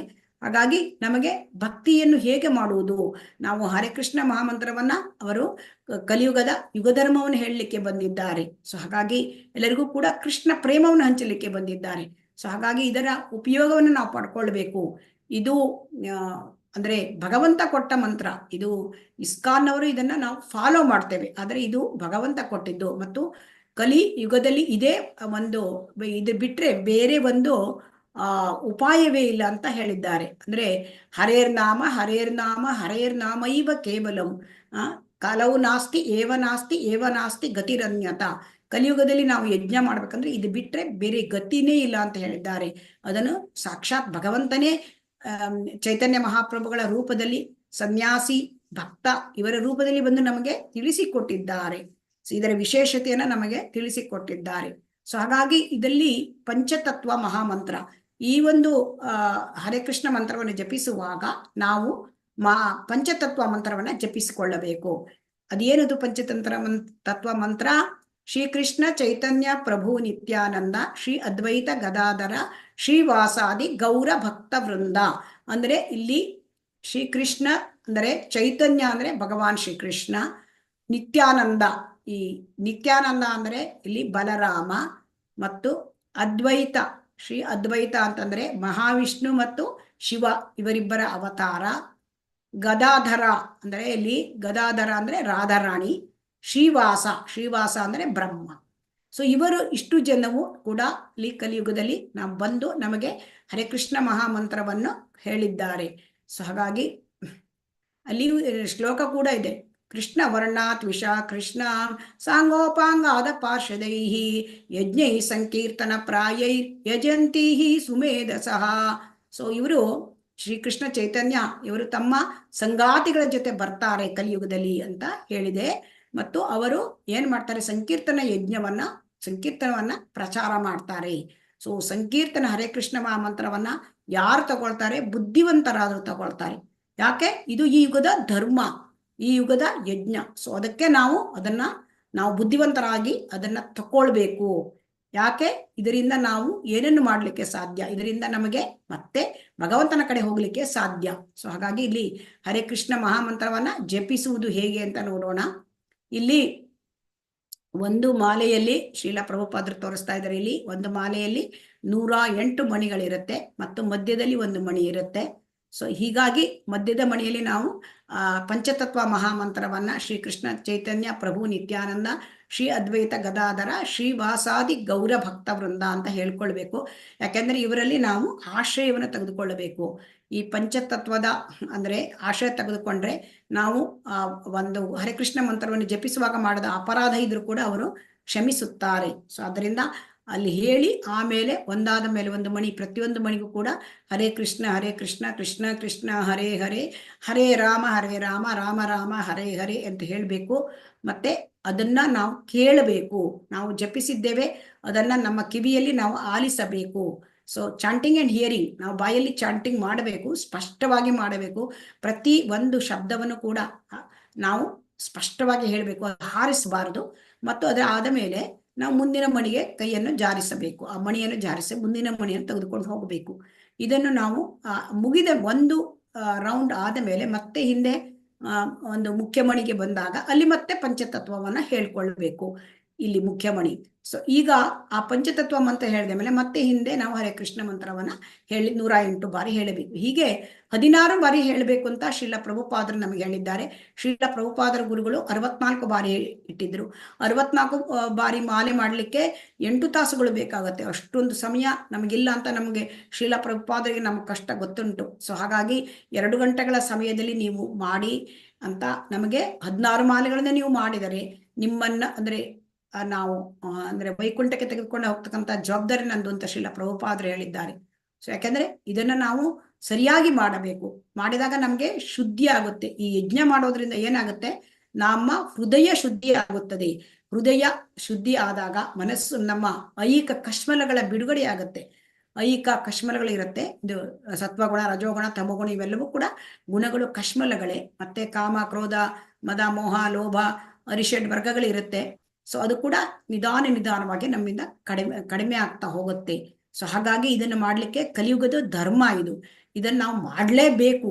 ಇದನ್ನ ನಾವು ಮಾಡ್ಲೇಬೇಕು ಅಂತ ನಮ್ಗೆ ಕಲಿಯುಗದ ಕಲಿಸಂತರ್ಪಣ ಇದರಲ್ಲೂ ಕೂಡ ಹೇಳಿದೆ. ಅದನ್ನ ನಾವು ಮಾಡ್ಬೇಕು ಅಂತ ನಮಗೆ ಶ್ರೀಲ ಪ್ರಭುಪಾದರು ನಮಗೆ ತಿಳಿಸ್ಕೊಟ್ಟಿದ್ದಾರೆ. ಸೊ ಹಾಗಾಗಿ ಸಂಸ್ಥಾಪಕ ಆಚಾರ್ಯರು ಅವರು. ಸೊ ಅವರು ಶ್ರೀ ಚೈತನ್ಯ ಮಹಾಪ್ರಭುಗಳ ಎಂಪವರ್ಡ್ ಡಿವೋಟಿ. ಸೊ ಹಾಗಾಗಿ ಅವರು ನಮಗೆ ಹೇಳಿದ್ದಾರೆ ಆಚಾರ್ಯರು. ಆದ್ದರಿಂದ ನಾವು ಅದನ್ನು ಫಾಲೋ ಮಾಡಬೇಕು. ಇಲ್ಲಿ ಈ ಮಂತ್ರವನ್ನ ಮನೆಯಲ್ಲಿ ಪಠಣ ಮಾಡೋದು, ಮನೆಯಲ್ಲಿ ಕೂಡ ನಾವು ಒಟ್ಟಿಗೆ ಈ ಒಂದು ಕುಟುಂಬದ ಜನರೆಲ್ಲರೂ ಕೂಡಿ ಮಾಡೋದ್ರಿಂದ ಮನೆಯಲ್ಲಿ ಒಂದು ಸಂಸ್ಕಾರ, ಮನೆಯಲ್ಲಿ ಒಂದು ಉತ್ತಮ ವಾತಾವರಣ. ಸೊ ಹಾಗಾಗಿ ಅದನ್ನ ನಾವು ಪ್ರತಿ ದಿವಸ ಮನೆಯಲ್ಲಿ ನಮ್ಮ ಕುಟುಂಬದವ್ರ ಜೊತೆ ಅದನ್ನ ಮಾಡಬೇಕು. ಕೀರ್ತನೆಯನ್ನ ಮಾಡಬೇಕು. ಹಾಗೆ ಬೀದಿಗಳಲ್ಲೂ ಕೂಡ ಹರೇ ಕೃಷ್ಣ ಮಹಾಮಂತ್ರದ ಪಠಣೆ. ಶ್ರೀಲ ಪ್ರಭುಪಾದರು ಕೂಡ ಇದನ್ನ ನಗರ ಸಂಕೀರ್ತನೆ ಬೀದಿಗಳು ಕೂಡ ಎಲ್ಲರೂ ಕೂಡ ಒಟ್ಟಿಗೆ ಇಟ್ಕೊಂಡು ಹೇಳಬಹುದು. ಮತ್ತೆ ಏಕಾಂಗಿಯಾಗಿರುವಾಗ ಕೂಡ ಇದನ್ನ ನಾವು ಮಾಡ್ಬೋದು. ಏಕಾಂಗಿಯಾಗಿದ್ದಾಗ ಜಪ ಆಗತ್ತೆ. ಅದನ್ನ 2 ಜನ ಹೇಳಿದ್ರೆ ಕೀರ್ತನ ಆಗತ್ತೆ. ಅದಕ್ಕಿಂತ ಹೆಚ್ಚು ಹೇಳಿದರೆ ಕೂಡ ಕೀರ್ತನೆ ಆಗುತ್ತೆ. ಸೊ ಆದ್ದರಿಂದ ಇದನ್ನ ನಾವು ಈ ಒಂದು ಕಲಿಯುಗಕ್ಕೆ ಇದನ್ನ ಹೇಳಲಾಗಿದೆ. ಇದು ಚಿಕ್ಕ ಮಗು ಕೂಡ ಇಲ್ಲಿ ಮಾಡ್ತಾ ಇದೆ. ನಾವು ಆದ್ದರಿಂದ ಚಿಕ್ಕ ಮಕ್ಕಳಿಗೂ ಕೂಡ ಇದನ್ನ ಕಲಿಸಬೇಕು. ಯಾಕೆಂತಂದ್ರೆ ಆಗಲೇ ಅವರಿಗೆ ಕೃಷ್ಣ ಪ್ರಜ್ಞೆ ಒಂದು ಪ್ರಭಾವ ಬೀರುತ್ತೆ. ಸೊ ಅವರ ಒಂದು ಇದು ಒಂದು ಕಾನ್ಶಿಯಸ್ನೆಸ್, ಪ್ರಜ್ಞೆ ಹೇಳ್ತಕ್ಕಂಥದ್ದು ಆಗ ಅವರಿಗೆ ತುಂಬಾ ಚಿಕ್ಕ ಪ್ರಾಯ ಆಗಿರೋದ್ರಿಂದ ಬೇಗನೆ ಅವರು ಎಲ್ಲ ಒಂದು ಇದನ್ನ ಪಿಕಪ್ ಮಾಡಿಬಿಡ್ತಾರೆ. ಸೊ ಹಾಗಾಗಿ ಅದನ್ನ ಅವರಿಗೆ ಚಿಕ್ಕ ವಯಸ್ಸಿನಲ್ಲಿ ಹೇಳಬೇಕು. ಕೌಮಾರಂ ಆಚರತೋ ಪ್ರಾಜ್ಞ ಅಂತ ಹೇಳಿದ್ದಾರೆ ಶ್ರೀ ಪ್ರಹ್ಲಾದ ಮಹಾರಾಜರು. ಸೊ ಅದರಿಂದ ಇದನ್ನ ನಾವು ಮಕ್ಕಳಿಗಿಂದ ಶುರು ಮಾಡಿದರೆ ಎಲ್ಲರೂ ಕೂಡ ಮಾಡಬೇಕು. ಮನೆಯಲ್ಲಿ ನಾವು ಇದನ್ನ ಆಚರಿಸಬೇಕು. ಶ್ರೀಕೃಷ್ಣ ಚೈತನ್ಯ ಪ್ರಭು ನಿತ್ಯಾನಂದ ಶ್ರೀ ಅದ್ವೈತ ಗದಾಧರ ಶ್ರೀವಾಸಾದಿ ಗೌರ ಭಕ್ತ ವೃಂದ. ಹರೇ ಕೃಷ್ಣ ಕೃಷ್ಣ ಕೃಷ್ಣ ಹರೇ ಹರೇ, ಹರೇ ರಾಮ ರಾಮ ರಾಮ ಹರೇ ಹರೇ. ಯಜ್ಞಾನಾಂ ಜಪ ಯಜ್ಞೋಸ್ಮಿ. ಭಗವದ್ಗೀತೆಯಲ್ಲಿ ಕೂಡ ಹೇಳಿದ್ದಾರೆ, ಯಜ್ಞದಲ್ಲಿ ನಾನು ಜಪಯಜ್ಞ. ಸೊ ಹಾಗಾಗಿ ಜಪಯಜ್ಞ ಅಂದ್ರೆ ಅಲ್ಲಿ ಭಗವಂತನೇ ಇದ್ದಾನೆ. ಯಜ್ಞದಲ್ಲಿ ಭಗವಂತ ಸ್ಥಿರನಾಗಿರುತ್ತಾನೆ. ಸೊ ಹಾಗಾಗಿ ಹರೇರ್ನಾಮ ಇವ ಕೇವಲಂ ಕಲವು ನಾಸ್ತಿ ಏವ ನಾಸ್ತಿ ಗತಿರನ್ಯತ. ಸೊ ಜಗಳ ಮತ್ತು ಬೂಟಾಟಿಕೆಯ ಈ ಯುಗದಲ್ಲಿ ವಿಮೋಚನೆಯ ಏಕೈಕ ಸಾಧನವೆಂದರೆ ಭಗವಂತನ ಪವಿತ್ರ ಹೆಸರುಗಳನ್ನು ಜಪಿಸುವುದು. ಬೇರೆ ದಾರಿ ಇಲ್ಲ. ಇಲ್ಲಿ 3 ಬಾರಿ ಹೇಳಿದ್ದಾರೆ ಬೇರೆ ದಾರಿ ಇಲ್ಲ ಅಂತ. ಅದರಿಂದ ನಮಗೆ ಬೇರೆ ದಾರಿಯೇ ಇಲ್ಲ ಇದನ್ನ ಜಪಿಸದ ಹೊರತು. ಅದರಿಂದ ಪ್ರತಿನಿತ್ಯ ಕೂಡ ನಾವು 16 ಮಾಲೆಯನ್ನು ಮಾಡಬೇಕು. ನಿಧಾನವಾಗಿ ನಾವು 1 ಮಾಲೆಯನ್ನು ಮಾಡೋದು, ಸ್ವಲ್ಪ ದಿವಸ ಆದ್ಮೇಲೆ ಮತ್ತೆ ಜಾಸ್ತಿ ಮಾಡೋದು, 2 ಮಾಲೆ, ಆಮೇಲೆ 3 ಮಾಲೆ, ಹೀಗೆ ನಿಧಾನವಾಗಿ ನಾವು ಜಾಸ್ತಿ ಮಾಡಿಕೊಂಡು 16 ಮಾಲೆಯನ್ನು ಮಾಡ್ತಕ್ಕಂಥ ಒಂದು ಸ್ಥಿತಿಯನ್ನು ನಾವು ಪಡ್ಕೊಳ್ಬೇಕು. ಒಮ್ಮೆಗೆ ಅದನ್ನ ಒಟ್ಟಿಗೆ ಅದನ್ನ ಮಾಡ್ಲಿಕ್ಕೆ ಆಗಲ್ಲ, ಯಾಕೆಂದ್ರೆ ನಾವು ಇಷ್ಟು ದಿವಸ ಅದನ್ನ ಮಾಡ್ಲೇ ಇಲ್ಲ. ಅದರಿಂದ ನಿಧಾನವಾಗಿ ಮಾಡ್ಕೊಳ್ಬೇಕು. ಈಗ ನೋಡೋಣ ಶ್ಲೋಕ 14ರಲ್ಲಿ ಏನ್ ಹೇಳ್ತಾ ಇದ್ದಾರೆ. ಅನ್ನ ಅದ್ಭವಂತಿ ಭೂತಾನಿ ಪರ್ಜನ್ಯಾದ್ ಅನ್ನ ಸಂಭವ ಯಜ್ಞಾದ್ಭವತಿ ಪರ್ಜನ್ಯೋ ಯಜ್ಞ ಕರ್ಮ ಸಮುದ್ಭವ. ಎಲ್ಲಾ ಜೀವಿಗಳು ಆಹಾರ ಧಾನ್ಯಗಳಿಂದ ಬದುಕುತ್ತವೆ. ಧಾನ್ಯಗಳನ್ನು ಮಳೆ ಉತ್ಪತ್ತಿ ಮಾಡುತ್ತದೆ. ಯಜ್ಞದ ಆಚರಣೆಯಿಂದ ಮಳೆಯಾಗುತ್ತದೆ. ಯಜ್ಞವು ನಿಯತ ಕರ್ಮಗಳಿಂದ ಉದ್ಭವಿಸುತ್ತದೆ. ಸೊ ಇಲ್ಲಿ ಏನ್ ಹೇಳ್ತಾ ಇದ್ದಾರೆ, ಯಜ್ಞ ಚಕ್ರದ ಬಗ್ಗೆ ಇಲ್ಲಿ ಹೇಳ್ತಾ ಇದ್ದಾರೆ. ಸೊ ಎಲ್ಲಾ ಜೀವಿಗಳು ಆಹಾರ ಧಾನ್ಯ, ಜೀವಿಗಳಿಗೆ ಬದುಕಲಿಕ್ಕೆ ಆಹಾರ ಧಾನ್ಯ ಬೇಕೇ ಬೇಕು. ಆಹಾರ ಧಾನ್ಯ ಇಲ್ಲದಿದ್ರೆ ಆಗುದಿಲ್ಲ. ಈಗ ಧಾನ್ಯಗಳನ್ನು ಮಳೆ ಉತ್ಪನ್ನ ಮಾಡುತ್ತದೆ. ಧಾನ್ಯಗಳು ಬೆಳಿಬೇಕು ಅಂದ್ರೆ ಮಳೆ ಬೇಕೇ ಬೇಕು. ಮಳೆ ಇಲ್ಲದಿದ್ರೆ ಧಾನ್ಯಗಳು ಹೇಗಾಗತ್ತೆ? ಆಗೋದಿಲ್ಲ. ಸೊ ಹಾಗಾದ್ರೆ ಈ ಮಳೆ ಎಲ್ಲಿಂದ ಬರುತ್ತೆ? ಯಜ್ಞದ ಆಚರಣೆಯಿಂದ ಮಳೆ ಬರುತ್ತೆ. ಈ ಯಜ್ಞವು ನಿಯತ ಕರ್ಮಗಳಿಂದ ಉದ್ಭವಿಸುತ್ತದೆ. ಈಗ ಅದು ಹೇಗೆ ಅಂತ ನಾವು ನೋಡೋಣ.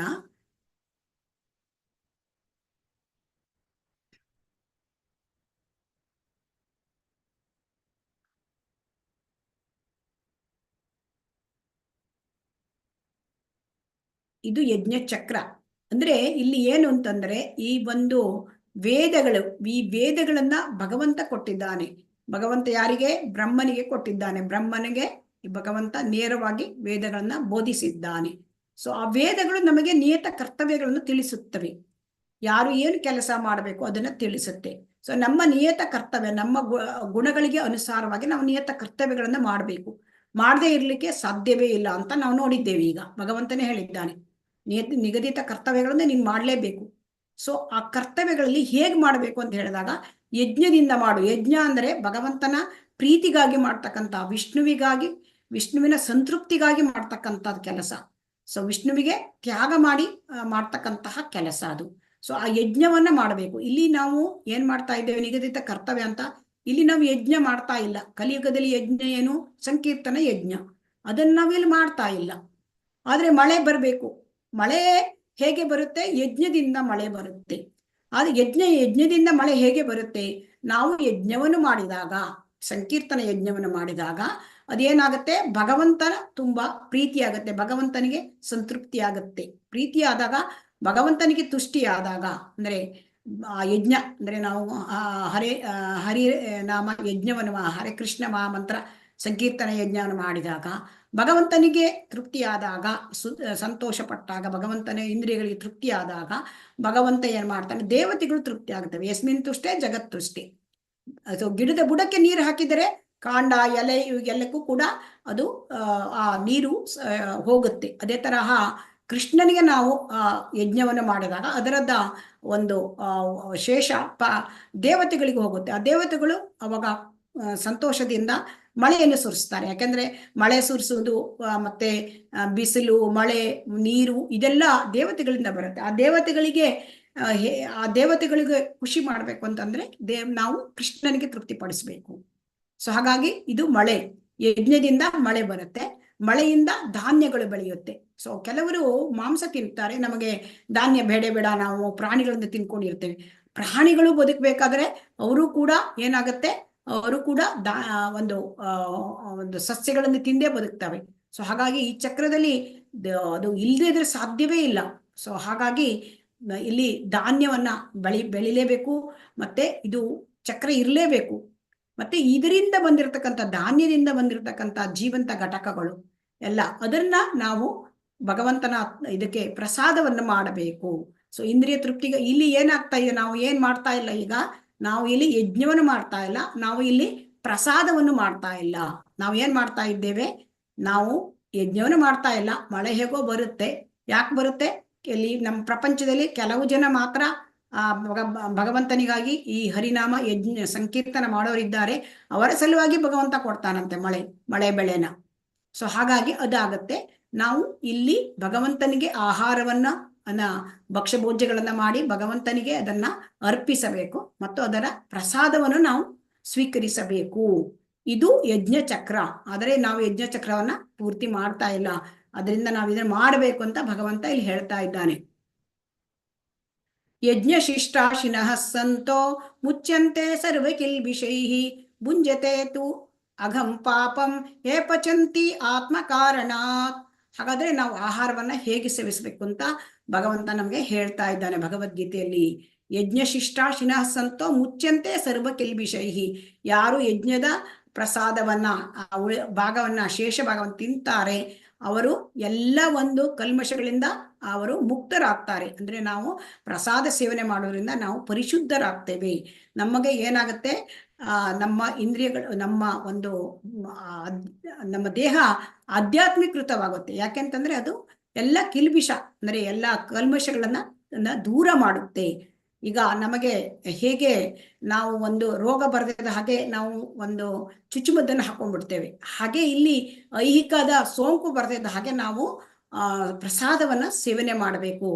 ಯಾರು ಪ್ರಸಾದ ಸೇವನೆ ಮಾಡೋಲ್ಲ, ಯಾರು ತಮಗಾಗಿ ಆಹಾರವನ್ನ ಮಾಡ್ಕೊಳ್ತಾರೆ, ದೇವರಿಗೆ ಅದನ್ನ ನೈವೇದ್ಯ ಮಾಡೋದಿಲ್ಲ, ಅವರು ಏನನ್ನು ಮಾಡ್ತಾರೆ, ಅವರು ಪಾಪವನ್ನೇ ಊಟ ಮಾಡ್ತಾರೆ. ಸೊ ಪಾಪವನ್ನು ಊಟ ಮಾಡಿದಾಗ ಏನಾಗುತ್ತೆ, ಪಾಪವನ್ನು ಊಟ ಮಾಡಿದಾಗ ನಮಗೆ ಪಾಪ ಕರ್ಮಗಳು ಅಂಟಿಕೊಂಡು ಬಿಡುತ್ತವೆ. ಪಾಪ ಕರ್ಮಗಳು ಅಂಟಿದಾಗ ಮುಂದೆ ನಮಗೆ ಪ್ರಾಣಿ ಶರೀರ ಸಿಕ್ಕಬಹುದು ಮುಂದಿನ ಜನ್ಮದಲ್ಲಿ. ಸೊ ಹಾಗಾಗಿ ನಾವು ಪ್ರಸಾದವನ್ನ ಸ್ವೀಕರಿಸಬೇಕು ಅಂತ ಇಲ್ಲಿ ಹೇಳ್ತಾ ಇದ್ದಾರೆ. ಸೊ ಹಾಗಾಗಿ ನಾವು ಪ್ರತಿನಿತ್ಯವೂ ಕೂಡ ನಾವು ಸೇವಿಸುವ ಪ್ರಸಾದ ಮಾಡೋದೇನು ಹೆಚ್ಚಿನ ಕಷ್ಟ ಇಲ್ಲ. ಒಂದು ನಾವು ಅಡಿಗೆ ಮಾಡಿದ ಒಂದು ಪದಾರ್ಥವನ್ನ ಸ್ವಲ್ಪ ಶುಚಿಯಿಂದ ಮಾಡಬೇಕು, ಒಳ್ಳೆ ಮನಸ್ಸಿನಿಂದ ಮಾಡಬೇಕು ಮತ್ತು ತಾಜಾವಾಗಿರಬೇಕು. ಅದನ್ನ ನಾವು ಭಗವಂತನಿಗೆ ಇಟ್ಟು ಒಂದು 10 ನಿಮಿಷ 15 ನಿಮಿಷ ಆದ ಮೇಲೆ ನಾವು ಅದನ್ನ ಪ್ರಸಾದ ಮಂತ್ರವನ್ನು ಹೇಳಿ ಇಡಬೇಕು ಮತ್ತು ಅದನ್ನ ಪ್ರಸಾದ ಸೇವನೆ ಮಾಡಬೇಕಾದ್ರೂ ಕೂಡ ಮಂತ್ರವನ್ನು ಹೇಳ್ಕೊಂಡು ನಾವು ಸೇವನೆಯನ್ನ ಮಾಡಬೇಕು ಅಂತ ಭಗವಂತ ಹೇಳ್ತಾ ಇದ್ದಾನೆ. ಆಹಾರವನ್ನು ಹೇಗೆ ಸೇವಿಸಬೇಕು, ಆಹಾರ ಶುದ್ಧೋ ಸತ್ವಶುದ್ಧಿ ಸತ್ವಶುದ್ಧೋ ಸ್ಮೃತಿರ್ ಧ್ರುವ ಸ್ಮೃತಿರ್ಲಂಬೆ ಸರ್ವಗ್ರಂಥೀನಾಂ ವಿಪ್ರಮೋಕ್ಷ. ಚಾಂದೋಗ್ಯ ಉಪನಿಷತ್ತಿನಲ್ಲಿ ಏನ್ ಹೇಳಿದೆ, 7ನೇ ಅಧ್ಯಾಯ 26ನೇ ಶ್ಲೋಕ, 7ನೇ ಸ್ಕಂದ 26ನೇ ಅಧ್ಯಾಯ 2ನೇ ಶ್ಲೋಕ. ಆಹಾರದ ಶುದ್ಧತೆಯಿಂದ ಮನಸ್ಸಿನ ಶುದ್ಧತೆಯಾಗತ್ತೆ. ಆಹಾರ ಶುದ್ಧವಾದ ಆಹಾರ ಅಂದ್ರೆ ಕೃಷ್ಣ ಪ್ರಸಾದ, ಅದು ಶುದ್ಧವಾದ ಆಹಾರ. ಆ ಶುದ್ಧವಾದ ಕೃಷ್ಣ ಪ್ರಸಾದವನ್ನು ತಂದಾಗ ಮನಸ್ಸು ಶುದ್ಧವಾಗುತ್ತೆ, ಮನಸ್ಸಿನ ಕಲ್ಮಶಗಳು ಹೋಗುತ್ತೆ. ಮನಸ್ಸಿನ ಪರಿಶುದ್ಧತೆಯಿಂದ ದೇವರ ಸ್ಮರಣೆ, ನಿರಂತರ ಸ್ಮರಣೆ ಬರುತ್ತೆ. ನಾವು ಮನಸ್ಸು ಯಾವಾಗಲೂ ಪ್ರಸನ್ನ ಮನಸ್ಸಾದಾಗ, ಅಲ್ಲಿ ಎಲ್ಲ ಕಲ್ಮಶಗಳು ಇಲ್ಲದಿದ್ದಾಗ ಕೃಷ್ಣ ಬರ್ತಾನೆ. ಕಲ್ಮಶಗಳು ಇದ್ರೆ ಕೃಷ್ಣ ಹೇಗೆ ಬರ್ತಾನೆ? ಮನಸ್ಸಿನಲ್ಲಿ ನಾವು ಗಾರ್ಬೇಜ್ ಮಾಡಿದ್ರೆ ಕೃಷ್ಣ ಬರ್ಲಿಕ್ಕೆ ಸಾಧ್ಯ ಇಲ್ಲ.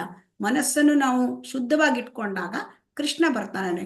ಸೊ ಹಾಗಾಗಿ ನಾವು ಆಹಾರ ಅಂದ್ರೆ ಪ್ರಸಾದ ಸೇವನೆ, ಕೃಷ್ಣ ಪ್ರಸಾದ ಸೇವನೆ ಮಾಡಿದಾಗ ಮನಸ್ಸು ಪರಿಶುದ್ಧ ಆಗುತ್ತೆ. ಮನಸ್ಸು ಪರಿಶುದ್ಧ ಆದಾಗ ಕೃಷ್ಣನ ಸ್ಮರಣೆ ಬರುತ್ತೆ. ದೇವರ ನಿರಂತರ ಸ್ಮರಣೆಯಿಂದ ಒಬ್ಬನು ಎಲ್ಲ ಬಂಧನಗಳಿಂದ ಮುಕ್ತನಾಗ್ತಾನೆ. ಇದು ಬಹಳ ಮುಖ್ಯ. ಸೊ ಹಾಗಾಗಿ ಕಲಿಯುಗದಲ್ಲಿ ನಾವು ಮಾಡ್ತಕ್ಕಂಥ ಯಜ್ಞ ಅಂದ್ರೇನು, ಜಪಯಜ್ಞವನ್ನು ಮಾಡಬೇಕು, ಪ್ರಸಾದವನ್ನು ಸೇವನೆ ಮಾಡಬೇಕು, ಶ್ರವಣ ಕೀರ್ತನ ಮತ್ತೆ ಸ್ಮರಣ ಇವುಗಳನ್ನು ಮಾಡಬೇಕು. ಇದು ಕಲಿಯುಗದಲ್ಲಿ ಮಾಡ್ತಕ್ಕಂಥ ಯಜ್ಞ. ಇಷ್ಟು ಸುಲಭದ ಯಜ್ಞ. ಇಲ್ಲಿ ನಾವು ಮಾಡ್ತಕ್ಕಂಥ ಕೆಲಸ, ನಿತ್ಯ ಊಟ ಮಾಡ್ತೇವೆ ನಾವು, ನಿತ್ಯ ಅದನ್ನೇ ನಾವು ಯಜ್ಞವಾಗಿ ಮಾಡಬೇಕು. ಪ್ರಸಾದ ಸ್ವೀಕಾರ ಮಾಡೋದು ಕೂಡ ಯಜ್ಞ, ಯಾಕೆಂದ್ರೆ ಭಗವಂತನಿಗಾಗಿ ಮಾಡಿದ್ದದು. ಸೊ ಹಾಗಾಗಿ ನಾವು ಕಲಿಯುಗದಲ್ಲಿ ತುಂಬಾ ಸರಳ ವಿಚಾರಗಳನ್ನು ನಮಗೆ ಇಲ್ಲಿ ಕೊಟ್ಟಿದ್ದಾರೆ. ಕರ್ಮ ಬ್ರಹ್ಮೋದ್ಭವಂ ವಿದ್ಧಿ ಬ್ರಹ್ಮಾಕ್ಷರ ಸಮುದ್ಭವಂ ತಸ್ಮಾತ್ ಸರ್ವಗತಂ ಬ್ರಹ್ಮ ನಿತ್ಯಂ ಯಜ್ಞೆ ಪ್ರತಿಷ್ಠಿತಂ. ವೇದಗಳಲ್ಲಿ ನಿಯಂತ್ರಿತವಾದ ಕರ್ಮಗಳನ್ನು ವಿಧಿಸಿದೆ. ವೇದಗಳು ದೇವೋತ್ತಮ ಪರಮ ಪುರುಷನಿಂದ ನೇರವಾಗಿ ವ್ಯಕ್ತವಾಗಿವೆ. ಆದುದರಿಂದ ಸರ್ವಾಂತರ್ಯಾಮಿ ಪರಬ್ರಹ್ಮನು ನಿತ್ಯವಾಗಿ ಯಜ್ಞ ಕರ್ಮಗಳಲ್ಲಿ ಪ್ರತಿಷ್ಠಿತನಾಗಿದ್ದಾನೆ. ವೇದಗಳು ಅಂದ್ರೆ ಭಗವಂತನ ಉಸಿರಿನಿಂದ ಬಂದಿರತಕ್ಕಂಥದ್ದು. ವೇದವನ್ನ ಬ್ರಹ್ಮನಿಗೆ ತೇನೇ ಬ್ರಹ್ಮ ಹೃದಯ ಆದಿ ಕವಯೇ, ಬ್ರಹ್ಮನ ಹೃದಯದಲ್ಲಿ ಭಗವಂತ ಹೇಳಿದ್ದಾನೆ. ಸೊ ಈ ವೇದಗಳಲ್ಲಿ ಏನಿದೆ, ನಮಗೆ ಹೇಗೆ ಜೀವನವನ್ನು ಮಾಡ್ಕೊಳ್ಬೇಕು, ಈ ಐಹಿಕ ಜೀವನ, ಅದನ್ನ ಮ್ಯಾನ್ಯುವಲ್ ಇದ್ದ ಹಾಗೆ, ಯಾವುದೇ ಒಂದು ನಾವು ಮನೆಯಲ್ಲಿ ಫ್ರಿಜ್ ತಗೊಳ್ಳಿ ಅಥವಾ ಯಾವುದೇ ಒಂದು ಸಾಮಾನು ತಗೊಳ್ಳಿ, ಅದನ್ನ ಹೇಗೆ ಮ್ಯಾನ್ಯುವಲ್ ಬರುತ್ತೆ, ಹಾಗೆ ಅದನ್ನು ಹೇಗೆ ಮೇಂಟೈನ್ ಮಾಡಬೇಕು ಒಂದು ಮ್ಯಾನ್ಯುವಲ್ ಬರುತ್ತೆ. ಹಾಗೆ ನಾವು ಈ ಐಹಿಕ ದೇಹವನ್ನು ಪಡ್ಕೊಂಡಾಗ, ಮಾನವ ಶರೀರವನ್ನು ಪಡ್ಕೊಂಡಾಗ ಇದನ್ನು ಹೇಗೆ ನಾವು ನಡ್ಸ್ಕೊಂಡು ಬರಬೇಕು ಜೀವನ, ಅದು ಈ ಒಂದು ವೇದಗಳಲ್ಲಿ ಇದೆ. ಆ ವೇದಗಳಲ್ಲಿ ನಮಗೆ ಕರ್ಮಗಳನ್ನು ಹೇಳಿದ್ದಾರೆ. ಅದಲ್ಲಿ ಈಗ ಸರ್ವಾಂತರ್ಯಾಮಿ ಪರಬ್ರಹ್ಮನು ನಿತ್ಯವಾಗಿ ಯಜ್ಞ ಕರ್ಮಗಳಲ್ಲಿ ಇರ್ತಾನೆ. ಅಂದ್ರೆ ನಾವೀಗ ನೋಡಿದೆವು ಯಜ್ಞ ಕರ್ಮಗಳು ಅಂದ್ರೆ ಯಾವುದು, ಅಲ್ಲಿ ಪ್ರಸಾದ ಸೇವನೆ, ಆಮೇಲೆ ಹರಿನಾಮ ಸಂಕೀರ್ತನೆ, ಜಪ ಮಾಡೋದು, ಪ್ರಸಾದ ಸೇವನೆ ಮಾಡೋದು, ಶ್ರವಣ ಮಾಡೋದು, ಕೀರ್ತನ ಮಾಡೋದು, ಸ್ಮರಣ ಮಾಡೋದು, ಈ ಯಜ್ಞ. ಇದರಲ್ಲಿ ಎಲ್ಲದರಲ್ಲೂ ಕೂಡ ಭಗವಂತ ಪ್ರತಿಷ್ಠಿತನಾಗಿರ್ತಾನೆ ಇರ್ತಾನೆ. ಭಗವಂತ ಬೇರೆಯಲ್ಲ, ಪ್ರಸಾದ ಬೇರೆಯಲ್ಲ. ಭಗವಂತ ಬೇರೆಯಲ್ಲ, ಭಗವಂತನ ವಿಗ್ರಹ ಬೇರೆಯಲ್ಲ, ಅದನ್ನ ಆರಾಧನೆ ಮಾಡಬೇಕು. ಭಗವಂತ ಬೇರೆಯಲ್ಲ, ಭಗವಂತನ ನಾಮ ಬೇರೆವಲ್ಲ, ಅದನ್ನ ನಾವು ಸಂಕೀರ್ತನ ಮಾಡಬೇಕು, ಜಪ ಮಾಡಬೇಕು. ಇದು ಕಲಿಯುಗಕ್ಕೆ ಕೊಟ್ಟಿರ್ತಕ್ಕಂತಹ ಯಜ್ಞ. ಏವಂ ಪ್ರವರ್ತಿತಃ ನಾನು ವರ್ತಯತೀಹ ಯಃ ಅಘಾಯುರಿಂದ್ರಿಯ ರಾಮೋ ಮೋಘಂ ಪಾರ್ಥ ಸ ಜೀವತಿ. ಅರ್ಜುನ, ವೇದಗಳು ಪ್ರವರ್ತಿಸಿದ ಈ ಯಜ್ಞಚಕ್ರವನ್ನು ಯಾರು ಮಾನವ ಜೀವನದಲ್ಲಿ ಅನುಸರಿಸುವುದಿಲ್ಲವೋ ಅವರದು ನಿಶ್ಚಯವಾಗಿ ಪಾಪವೇ ತುಂಬಿದ ಬದುಕು, ಇಂದ್ರಿಯಗಳ ತೃಪ್ತಿಗಾಗಿಯೇ ಬದುಕುವ ಇಂತಹ ಮನುಷ್ಯನ ಬದುಕು ವ್ಯರ್ಥ. ಸೊ ಹಾಗಾಗಿ ಏನ್ ಹೇಳ್ತಾ ಇದ್ದಾರೆ, ಈ ಯಜ್ಞಚಕ್ರವನ್ನು ಮಾಡಬೇಕು ಅರ್ಜುನ. ನಮಗೆ ಅರ್ಜುನನ ಮುಖಾಂತರ ನಮಗೆ ಹೇಳ್ತಾ ಇದ್ದಾನೆ. ಅರ್ಜುನ ಶುದ್ಧ ಭಕ್ತ, ಭಗವದ್ಗೀತೆ ನಮಗೆ, ಅರ್ಜುನನಿಗಲ್ಲ. ಅರ್ಜುನ ಆಲ್ರೆಡಿ ಶುದ್ಧ ಭಕ್ತ. ಸೊ ಹಾಗಾಗಿ ಈ ಯಜ್ಞಚಕ್ರವನ್ನ ನಾವು ಮಾಡಬೇಕು. ಈ ಯಜ್ಞಚಕ್ರ ಯಾರು ಮಾಡೋದಿಲ್ಲ, ಅವರು ಪಾಪ ಮಾಡ್ತಾರೆ. ಸೊ ಪಾಪ ತುಂಬಿದ ಬದುಕು. ಸೊ ಆದ್ದರಿಂದ ನಾವು ನಿತ್ಯವೂ ಹರಿನಾಮ ಸಂಕೀರ್ತನ ಜಪವನ್ನು ಮಾಡಲೇಬೇಕು, ಪ್ರಸಾದ ಸೇವನೆ ಮಾಡಲೇಬೇಕು, ಶ್ರವಣವನ್ನು ಮಾಡಲೇಬೇಕು, ಕೀರ್ತನೆಯನ್ನು ಮಾಡಲೇಬೇಕು, ಮತ್ತೆ ವಿಗ್ರಹಾರಾಧನೆಯನ್ನು ಮಾಡಬೇಕು. ಇದನ್ನು ಯಾರು ಮಾಡೋದಿಲ್ಲ, ಯಾರು ಇಂದ್ರಿಯ ತೃಪ್ತಿಗಾಗಿ ಬದುಕ್ತಾರೆ, ಅವರ ಬದುಕು ವ್ಯರ್ಥ. ಮನುಷ್ಯನ ಬದುಕಲ್ಲಿ ತುಂಬಾ ಮನುಷ್ಯನಿಗೆ 84 ಲಕ್ಷ ಯೋನಿ ದಾಟಿ ಈ ಮನುಷ್ಯ ಜನ್ಮ ಸಿಕ್ಕಿದೆ. ಇಲ್ಲಿ ನಾವು ಮನುಷ್ಯನ ಬದುಕನ್ನು ವ್ಯರ್ಥ ಮಾಡಿದರೆ ಏನು ಪ್ರಯೋಜನ? ನಮಗೆ ಏನು ಪ್ರಯೋಜನ? ಅಲ್ಲಿ ಕ್ಯೂನಲ್ಲಿ ನಿಂತು ನಾವು ಅಲ್ಲಿ ಹೋಗ್ತೇವೆ, ತಿರುಪತಿ ಬಾಲಾಜಿ ತಿಮ್ಮಪ್ಪ ದೇವಸ್ಥಾನಕ್ಕೆ ತುಂಬಾ ಕ್ಯೂನಲ್ಲಿ ನಿಂತು ಎದುರಿಗೆ ಬಂದಾಗ ಭಗವಂತನ ದರ್ಶನ ಇನ್ನೇನು ಸಿಕ್ಬೇಕು ಅಂತ ಹಿಂದೆ ಬಂದ್ಬಿಟ್ರೆ ಹೇಗೆ? ಹಾಗೆ ಆಗತ್ತೆ ನಮಗೆ ಬದುಕು. ಮನುಷ್ಯನ ಬದುಕು ಇರೋದು ಆತ್ಮ ಸಾಕ್ಷಾತ್ಕಾರಕ್ಕಾಗಿ. ಅಲ್ಲಿ ನಾವು ಆತ್ಮ ಸಾಕ್ಷಾತ್ಕಾರಕ್ಕಾಗಿ ಯಜ್ಞಚಕ್ರವನ್ನು ಮಾಡದೆ ಹೋದ್ರೆ ಕಲಿಯುಗದ ಧರ್ಮ, ಆಗ ನಾವು ಪಾಪ ತುಂಬಿದ ಬದುಕು. ಅದಕ್ಕೆ ಆಚಾರ್ಯರುಗಳು ಮತ್ತೆ ಎಲ್ಲ ಶಿವನಂತ ಬ್ರಹ್ಮನಂತ ಅಂತಹ ಒಂದು ತುಂಬಾ ಮುಖ್ಯವಾದ ದೇವತೆಗಳು ಅವರೆಲ್ಲರೂ ಕೂಡ ನಮ್ಮ ಬಗ್ಗೆ ಪಾಪ ಅಂತ ಹೇಳ್ತಾರೆ. ಶಿವನು ಕೂಡ ಹೇಳ್ತಾನೆ. ನನ್ನ ಒಂದು ವಿಷ್ಣುವಿನ ಭಗವಂತನ ಒಂದು ಪ್ರಾರ್ಥನೆಯಲ್ಲಿ ಕೂಡ ಶಿವ ಹೇಳಿದ್ದಾನೆ, ಅಯ್ಯೋ ಮನುಷ್ಯ ಜನ್ಮಕ್ಕೆ ಬಂದು ನೀವು ಪಾಪ ಮಾಡ್ತಾ ಇದ್ದೀರಾ, ನೀವು ಭಗವಂತನ ಒಂದು ಸ್ಮರಣೆ ಮಾಡ್ತಾ ಇಲ್ಲ ಅಂದ್ರೆ ಅದು ತುಂಬಾ ಪಾಪದ ಜೀವನ ಅಂತ ಹೇಳ್ತಾರೆ. ಅದರಿಂದ ನಾವು ಪಾಪದ ಜೀವನ ಮಾಡಬಾರ್ದು. ನಾವು ಪಾಪದ ಜೀವನ ಮಾಡದೆ ಹೇಗೆ ಬದುಕುವುದು ಅಂತ ನಾವು ಕಲಿಯೋಣ. ಭಗವಂತ ನಮಗೆ ಭಗವದ್ಗೀತೆ ಕೊಟ್ಟಿದ್ದಾನೆ. ಕರ್ಮಣೈವ ಹಿ ಸಂಸಿದ್ಧಿಂ ಆಸ್ಥಿತಾ ಜನಕಾದಯ ಲೋಕ ಸಂಗ್ರಾಮಯವಾಪಿ ಸಂಪಶ್ಯನ್ ಕರ್ತುಮರ್ಹಸಿ. ಜನಕನಂತಹ ರಾಜರು ನಿಯಮಿತ ಕರ್ಮಗಳನ್ನು ಮಾಡುವುದರಿಂದಲೇ ಪರಿಪೂರ್ಣತೆಯನ್ನು ಪಡೆದರು. ಆದುದರಿಂದ ಜನಸಾಮಾನ್ಯರಿಗೆ ಶಿಕ್ಷಣ ನೀಡುವುದಕ್ಕಾಗಿ ನೀನು ನಿನ್ನ ಕೆಲಸವನ್ನು ಮಾಡಬೇಕು. ಹಾಗಾಗಿ ಜನಕ ಮಹಾರಾಜ ಅವನು 12 ಮಹಾಜನರಲ್ಲಿ ಒಬ್ಬ. ಸೊ ಅವನು ರಾಜರ್ಷಿ, ಅಂತಹ ಶ್ರೇಷ್ಠ ಶ್ರೀರಾಮನ ಹೆಂಡತಿ ಸೀತೆಯ ತಂದೆ ಜನಕ ಮಹಾರಾಜ. ಸೊ ಅವನು ನಿಯಮಿತ ಕರ್ತವ್ಯವನ್ನು ಮಾಡಿದ್ದಾನೆ. ನಿಯಮಿತ ಕರ್ತವ್ಯ ಅಂದ್ರೆ ಅವನು ರಾಜನಾಗಿ ಹೇಗೆ ಪ್ರಜೆಗಳಿಗೆ ತನ್ನಲ್ಲಿ ಒಂದು ಹೇಗೆ ಆ ಎಲ್ಲ ಕರ್ಮಗಳನ್ನು ಅವರಲ್ಲಿ ಹೇಗೆ ಈ ಒಂದು ಕೃಷ್ಣ ಪ್ರಜ್ಞೆಯನ್ನ ಕಾರ್ಯಕ್ರಮಗಳನ್ನು ತರಿಸೋದು, ಇದೆಲ್ಲ ತಾನೇ ಸ್ವತಃ ಮಾಡಿ ತೋರಿಸಿದ್ದಾನೆ. ಯಜ್ಞ ಕರ್ಮಗಳನ್ನು ಮಾಡಿ, ಆಗಿನ ಕಾಲದಲ್ಲಿ ಯಜ್ಞ ಕರ್ಮ ಇತ್ತು ಅವರಿಗೆ ಅಂದ್ರೆ ಆ ಒಂದು ತ್ರೇತಾಯುಗದಲ್ಲಿ. ಸೊ ಅದನ್ನೆಲ್ಲ ಮಾಡಿ ತೋರಿಸಿದ್ದಾರೆ. ಹಾಗಾಗಿ ಅವರು ಅಷ್ಟು ನಿಷ್ಕಾಮ ಕರ್ಮ ಯೋಗದಲ್ಲಿ ಅಷ್ಟು ಪರಿಣಿತಿಯನ್ನು ಪಡೆದಿದ್ದಾರೆ ಅಂತ ಶ್ರೀಮದ್ ಭಗವದ್ಗೀತೆಯಲ್ಲಿ ಭಗವಂತನೇ ಸ್ವತಃ ಹೇಳಿದ್ದಾನೆ. ಲೋಕ ಸಂಗ್ರಾಮೇವಾಪಿ ಸಂಪಶ್ಯನ್ ಕರ್ತುಮರ್ಹಸಿ. ಸೊ ಆದುದರಿಂದ ಜನಸಾಮಾನ್ಯರ ಶಿಕ್ಷಣ ಮಾಡೋಕ್ಕಾಗಿ ನೀನು ಕೆಲಸ ಮಾಡು. ಅರ್ಜುನ, ನೀನ್ ಯಾಕೆ ಕೆಲಸ ಮಾಡಬೇಕು? ಅರ್ಜುನ ಹೇಳಿದ, ನಾನು ಯಾಕೆ ಯುದ್ಧ ಮಾಡ್ಲಿ, ನೀನ್ ಯುದ್ಧ ಯಾಕೆ ಮಾಡ್ಬೇಕು? ಒಂದು ಜನಸಾಮಾನ್ಯರು ಏನ್ ಹೇಳ್ತಾರೆ, ಅರ್ಜುನ ಓಡಿ ಹೋಗ್ಬಿಟ್ಟ, ಹಾಗೆ ಯುದ್ಧಕ್ಕೆ ಹೆದರಿ ಓಡಿ ಹೋದ ಅಂತ ಹೇಳಿ ಬೇರೆಯವರು ಕೂಡ ಎಲ್ಲ ಯೋಧರು ಹೋಗ್ಬಿಡ್ತಾರೆ, ಯುದ್ಧನೇ ಮಾಡೋದಿಲ್ಲ. ಸೊ ಹಾಗಾಗಿ ನೀನು ಅವರಿಗೆ ಒಂದು ಯುದ್ಧ ಅಂತಾರೆ ನಿನ್ನ ನಿಯಮಿತ ಕರ್ತವ್ಯ, ಅದನ್ನ ಕರ್ತವ್ಯ ಪರಿಪಾಲನೆ ಮಾಡೋದನ್ನ ಜನರಿಗೆ ತೋರಿಸ್ಬೇಕು, ಬೇರೆ ಯೋಧರಿಗೆ ತೋರಿಸ್ಬೇಕು, ಬೇರೆ ಒಂದು ರಾಜರಿಗೆ ತೋರಿಸ್ಬೇಕು ಹೇಗೆ ಮಾಡೋದು ಏನು ಅಂತ. ಅದಕ್ಕಾಗಿದ್ರು ನೀನು ಕೆಲಸವನ್ನು ಮಾಡು ಅಂತ ಇಲ್ಲಿ ಹೇಳ್ತಾ ಇದ್ದಾನೆ. ತಸ್ಮಾದ್ ಅಸಕ್ತ ಸತತಂ ಕಾರ್ಯಂ ಕರ್ಮ ಸಮಾಚರ ಅಸಕ್ತೋ ಹಿ ಆಚರನ್ ಕರ್ಮ ಪರಮಾಪ್ನೋತಿ ಪುರುಷಃ. ಆದುದರಿಂದ ಕರ್ಮಫಲದಲ್ಲಿ ಆಸಕ್ತಿ ಇಲ್ಲದೆ ಕರ್ತವ್ಯವೆಂದು ಕರ್ಮವನ್ನು ಮಾಡು. ಅನಾಸಕ್ತ ಕರ್ಮದಿಂದ ಮನುಷ್ಯನು ಪರಮಪ್ರಭುವನ್ನು ನೋಡಬಹುದು. ತುಂಬಾ ಮುಖ್ಯವಾದದ್ದು ಈ ಶ್ಲೋಕ. ಕರ್ಮ ಫಲದಲ್ಲಿ ಆಸಕ್ತಿ ಇಲ್ಲ ಅಂದರೆ ನಿಷ್ಕಾಮ ಕರ್ಮಯೋಗ. ಅದನ್ನ ಕರ್ತವ್ಯ, it's my duty to do ಅದಂತ ಹೇಳಿ ಮಾಡ್ಬೇಕಂತೆ. ಕರ್ಮವನ್ನ ನನ್ನ ಕರ್ತವ್ಯ ಅಂತ ಮಾಡಬೇಕು. ಅನಾಸಕ್ತ ಕರ್ಮದಿಂದ ಮನುಷ್ಯನು ಭಗವಂತನನ್ನು ಕಾಣಬಹುದು. ಸೊ ಅದರಿಂದ ನಿಷ್ಕಾಮ ಕರ್ಮಯೋಗವನ್ನು ಮಾಡಿದಾಗ ಭಗವಂತನನ್ನು ಕಾಣಬಹುದು, ಹೊಂದಬಹುದು, ಪಡೆದುಕೊಳ್ಳಬಹುದು ಭಗವಂತನನ್ನ. ಸೊ ಹಾಗಾಗಿ ಹೊಟ್ಟೆ ಹೊರೆಯುವುದಕ್ಕಾಗಿ ಧ್ಯಾನದ ಸೋಗು ಹಾಕುವನಿಗಿಂತ ಪ್ರಾಮಾಣಿಕನಾದ ಜಾಡಮಾಲಿಯು ಎಷ್ಟೋ ಉತ್ತಮ ಅಂತ ಇಲ್ಲಿ ಹೇಳ್ತಾ ಇದ್ದಾರೆ. ಮತ್ತೆ 2ನೇ ಅಧ್ಯಾಯದ 47ನೇ ಶ್ಲೋಕ ನಿನ್ನೆ ನಾವು ನೋಡಿದ್ದೇವೆ. ಕರ್ಮಣ್ಯೇವ ಅಧಿಕಾರಸ್ತೆ ಮಾ ಫಲೇಶು ಕದಾಚನ ಮಾ ಕರ್ಮ ಫಲ ಹೇತುರ್ಭೂರ್ಮ ತೇ ಸಂಗೋಸ್ತ್ವ ಕರ್ಮಣಿ. ಅಂದ್ರೆ ಅರ್ಜುನನಿಗೆ ಹೇಳಿದ್ದಾನೆ, ಕರ್ಮ ಮಾಡೋದಷ್ಟೇ ನಿನ್ನ ಅಧಿಕಾರ, ಅದರ ಫಲದಲ್ಲಿ ನಿನಗೆ ಅಧಿಕಾರವೇ ಇಲ್ಲ, ಫಲದಲ್ಲಿ ನಮಗೆ ಅಧಿಕಾರವೇ ಇಲ್ಲ. ಸೊ ಅದರಿಂದ ಆ ಕರ್ಮ ಫಲಕ್ಕೆ ನೀನು ಕಾರಣ. ನಾ ಕೆಲಸ ಮಾಡಿದ್ದೇನೆ, ಅದಕ್ಕೆ ನನಗೆ ಫಲ ಸಿಕ್ಬೇಕು, ಇಲ್ಲ, ಅದು ನಿನಗೆ ನೀನು ಕಾರಣವೇ ಅಲ್ಲ ಕರ್ಮ ಮಾಡ್ಲಿಕ್ಕೆ. ಆದರೆ ಕರ್ಮವನ್ನು ಹಾಗಾದ್ರೆ ನನಗೆ ಫಲ ಸಿಕ್ಕಲ್ಲ, ನನಗೆ ಸಂಬಳ ಸಿಕ್ಕಲ್ಲ, ನಾನು ಕೆಲಸ ಬಿಟ್ಬಿಡ್ತೇನೆ, ಇಲ್ಲ, ಕೆಲಸವನ್ನು ಮಾಡಲೇಬೇಕು, ಅದು ನಿನ್ನ ಡ್ಯೂಟಿ, ನೀನು ಮಾಡಲೇಬೇಕು ಅಂತ ಹೇಳ್ತಾ ಇದ್ದಾರೆ. ಅದರಿಂದ ಅನಾಸಕ್ತಿಯಿಂದ ಕೆಲಸ ಮಾಡಬೇಕು, ಆಬ್ಲಿಗೇಟರಿ ಕಂಪಲ್ಸರಿ ಡ್ಯೂಟಿ.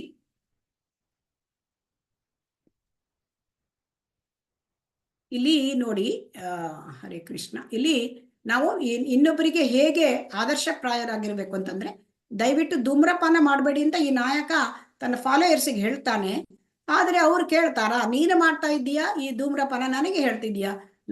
ನೀನು ಏನ್ ಹೇಳ್ತಾ ಇದೀಯ ಅದನ್ನ ಮಾಡೋದಿಲ್ಲ, ನೀನೇನ್ ಮಾಡ್ತಾ ಇದೀಯ ಅದನ್ನೇ ಮಾಡ್ತೇನೆ. ಸೊ ಅದರಿಂದ ನಾವು ಆದರ್ಶಪ್ರಾಯರಾಗಿ ಬದುಕಬೇಕು ಅಂದ್ರೆ ನಾವು ಏನ್ ಹೇಳ್ತೇವೆ ಅದನ್ನ ನಾವು ಆಚರಣೆ ಮಾಡಬೇಕು. ಸೊ ಅದರಿಂದ ಆಗ ಮಾತ್ರ ನಾವು ಇನ್ನೊಬ್ಬರಿಗೆ ಬೋಧಿಸಲಿಕ್ಕೆ ಸಾಧ್ಯ.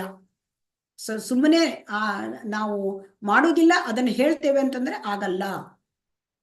ಯದ್ಯದಾಚರತಿ ಶ್ರೇಷ್ಠ ತತ್ತದೇವೇತರೋ ಜನಃ ಸಯತ್ ಪ್ರಮಾಣಂ ಕುರುತೆ ಲೋಕಸ್ತದನು ವರ್ತತೆ. ಶ್ರೇಷ್ಠನಾದವನು ಹೇಗೆ ನಡೆದರೆ ಹಾಗೆ ಸಾಮಾನ್ಯ ಜನರು ಅನುಸರಿಸುತ್ತಾರೆ. ಮೇಲ್ಪಂಕ್ತಿಯಾದ ತನ್ನ ಕಾರ್ಯಗಳಿಂದ ಆತನು ಯಾವುದನ್ನು ಪ್ರಮಾಣವನ್ನಾಗಿ ಮಾಡುತ್ತಾನೋ ಅದನ್ನೇ ಲೋಕವು ಅನುಸರಿಸುತ್ತದೆ. ಸೊ ಯಾವುದನ್ನ ಅಂದ್ರೆ ಶ್ರೇಷ್ಠ ಜನ ಮಾಡ್ತಾರೆ, ಇಲ್ಲಿ ನಾವು ಬಾತ್ಕೋಳಿ ನೋಡ್ಬೋದು, ಇಲ್ಲಿ ಅದು ಶ್ರೇಷ್ಠ, ಇಲ್ಲಿ ದೊಡ್ಡದು ಹೇಗೆ ಮಾಡ್ತಾ ಇದೆಯೇ, ಚಿಕ್ಕ ಚಿಕ್ಕ ಬಾತ್ಕೋಳಿಗಳು ಅದನ್ನೇ ಮಾಡ್ತಾ ಇದ್ದಾರೆ. ಹಾಗೆ ಯಾವುದನ್ನು ಶ್ರೇಷ್ಠರಾದವರು, ಅರ್ಜುನ ಶ್ರೇಷ್ಠ ಯೋಧ, ಅವನು ಯಾವುದನ್ನು ಮಾಡ್ತಾರೆ, ಬೇರೆ ಯೋಧರು ಅದನ್ನೇ ಮೇಲ್ಪಂಕ್ತಿಯನ್ನಾಗಿ ಮಾಡ್ತಾರೆ.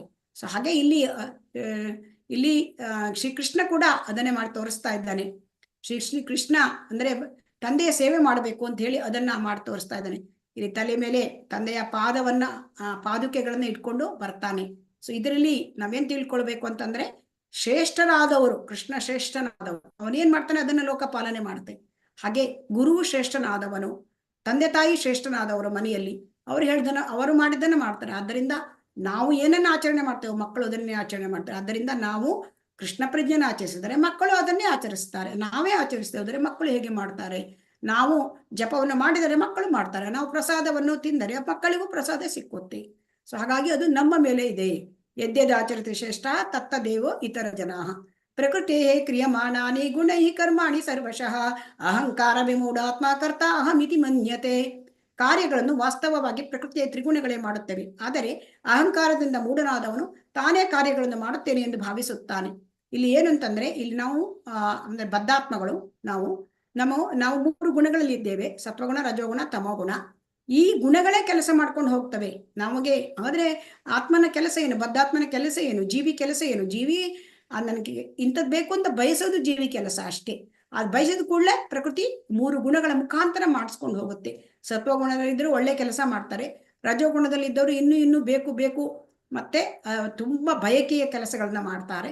ಮತ್ತೆ ತಮಗುಣದಲ್ಲಿ ಇದ್ದವರು ಅವರು ಸೋಮಾರಿತನ, ಆಮೇಲೆ ಜಡತ್ವ, ಆಮೇಲೆ ಅವರಿಗೆ ಆಲಸಿ, ನಿದ್ರೆ ಇಂಥದೆಲ್ಲ ಮಾಡ್ಕೊಂಡಿರ್ತಾರೆ. ಸೊ ಹಾಗಾಗಿ ಈ ರೀತಿಯ 3 ಗುಣಗಳಲ್ಲಿ ಇರೋದ್ರಿಂದ ನಾವು ಕೆಲಸಗಳನ್ನ 3 ಗುಣಗಳೇ ಮಾಡ್ಕೊಂಡು ಹೋಗ್ತೇವೆ. ಆದ್ರೆ ಅಹಂಕಾರದಿಂದ ಇದ್ದವ್ರು ನಾನು ಕೆಲಸ ಮಾಡ್ತೇನೆ, ನನಗೆ ಫಲ ಬೇಕು, ನಾನು ಕೆಲಸ ಮಾಡ್ತಾ ಇದ್ದೀನಿ ಅಂತ ತಿಳ್ಕೊಳ್ತಾರೆ. ಯಾಕೆಂದ್ರೆ ಕೆಲಸ ನಾವು ಮಾಡದೇ ಇರೋದ್ರಿಂದ ನಮ್ಗೆ ಫಲದಲ್ಲಿ ಎಲ್ಲಿದೆ ಅಧಿಕಾರ, ಇದನ್ನ ನಾವು ತಿಳ್ಕೊಳ್ಬೇಕು ಇದರಲ್ಲಿ. ಅದಕ್ಕೆ ಭಗವಂತ ಹೇಳ್ತಾನೆ, ನೀನು ಕೆಲಸ ಮಾಡ್ತಾನೆ ಅಂತ ನೀನು ತಿಳ್ಕೊಬೇಡ, ನೀನು ಕರ್ಮ ಫಲಕ್ಕೆ ನಿನಗೆ ಅಧಿಕಾರವೇ ಇಲ್ಲ. ನಮೇ ಪಾರ್ಥಾಸ್ತಿ ಕರ್ತವ್ಯಂ ತ್ರಿಷು ಲೋಕೇಶು ಕಿಂಚನ ನಾನವಾಪ್ತಂ ಅವಾಪ್ತವ್ಯಂ ವರ್ತ ಏವಚ ಕರ್ಮಣಿ.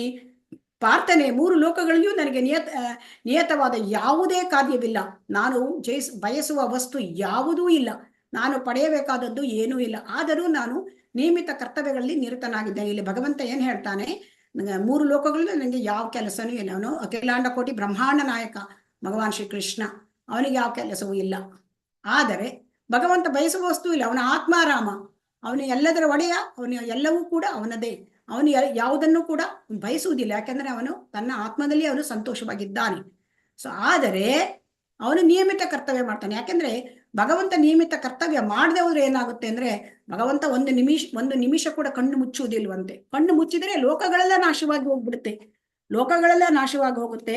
ಆಮೇಲೆ ಆಮೇಲೆ ವರ್ಣ ಸಂಕರ ಆಗುತ್ತೆ. ಭಗವಂತ ಮಾಡದೇ ಇದ್ರೆ ಅಧರ್ಮ ಉಂಟಾಗುತ್ತೆ. ಯಜ್ಞದ ಯಾವಾಗ ಅಧರ್ಮಗಳು ಉಂಟಾಗುತ್ತೆ, ಧರ್ಮ ಸಂಸ್ಥಾಪನೆ ಮಾಡ್ಲಿಕ್ಕೆ ಭಗವಂತ ಬರಲೇಬೇಕಾಗತ್ತೆ. ಸೊ ಹಾಗಾಗಿ ಭಗವಂತ ಬರದಿದ್ರೆ ಅಧರ್ಮದಿಂದ ವರ್ಣ ಸಂಕರ ಉಂಟಾಗತ್ತೆ, ಆದರೆ ಎಲ್ಲ ಜೀವಿಗಳ ಶಾಂತಿ ಕೂಡ ಹೊರಟೋಗುತ್ತೆ. ಆದ್ರಿಂದ ಭಗವಂತ ನಿಯಮಿತ ಕರ್ತವ್ಯ ಮಾಡ್ತಾ ಇದ್ದಾನೆ.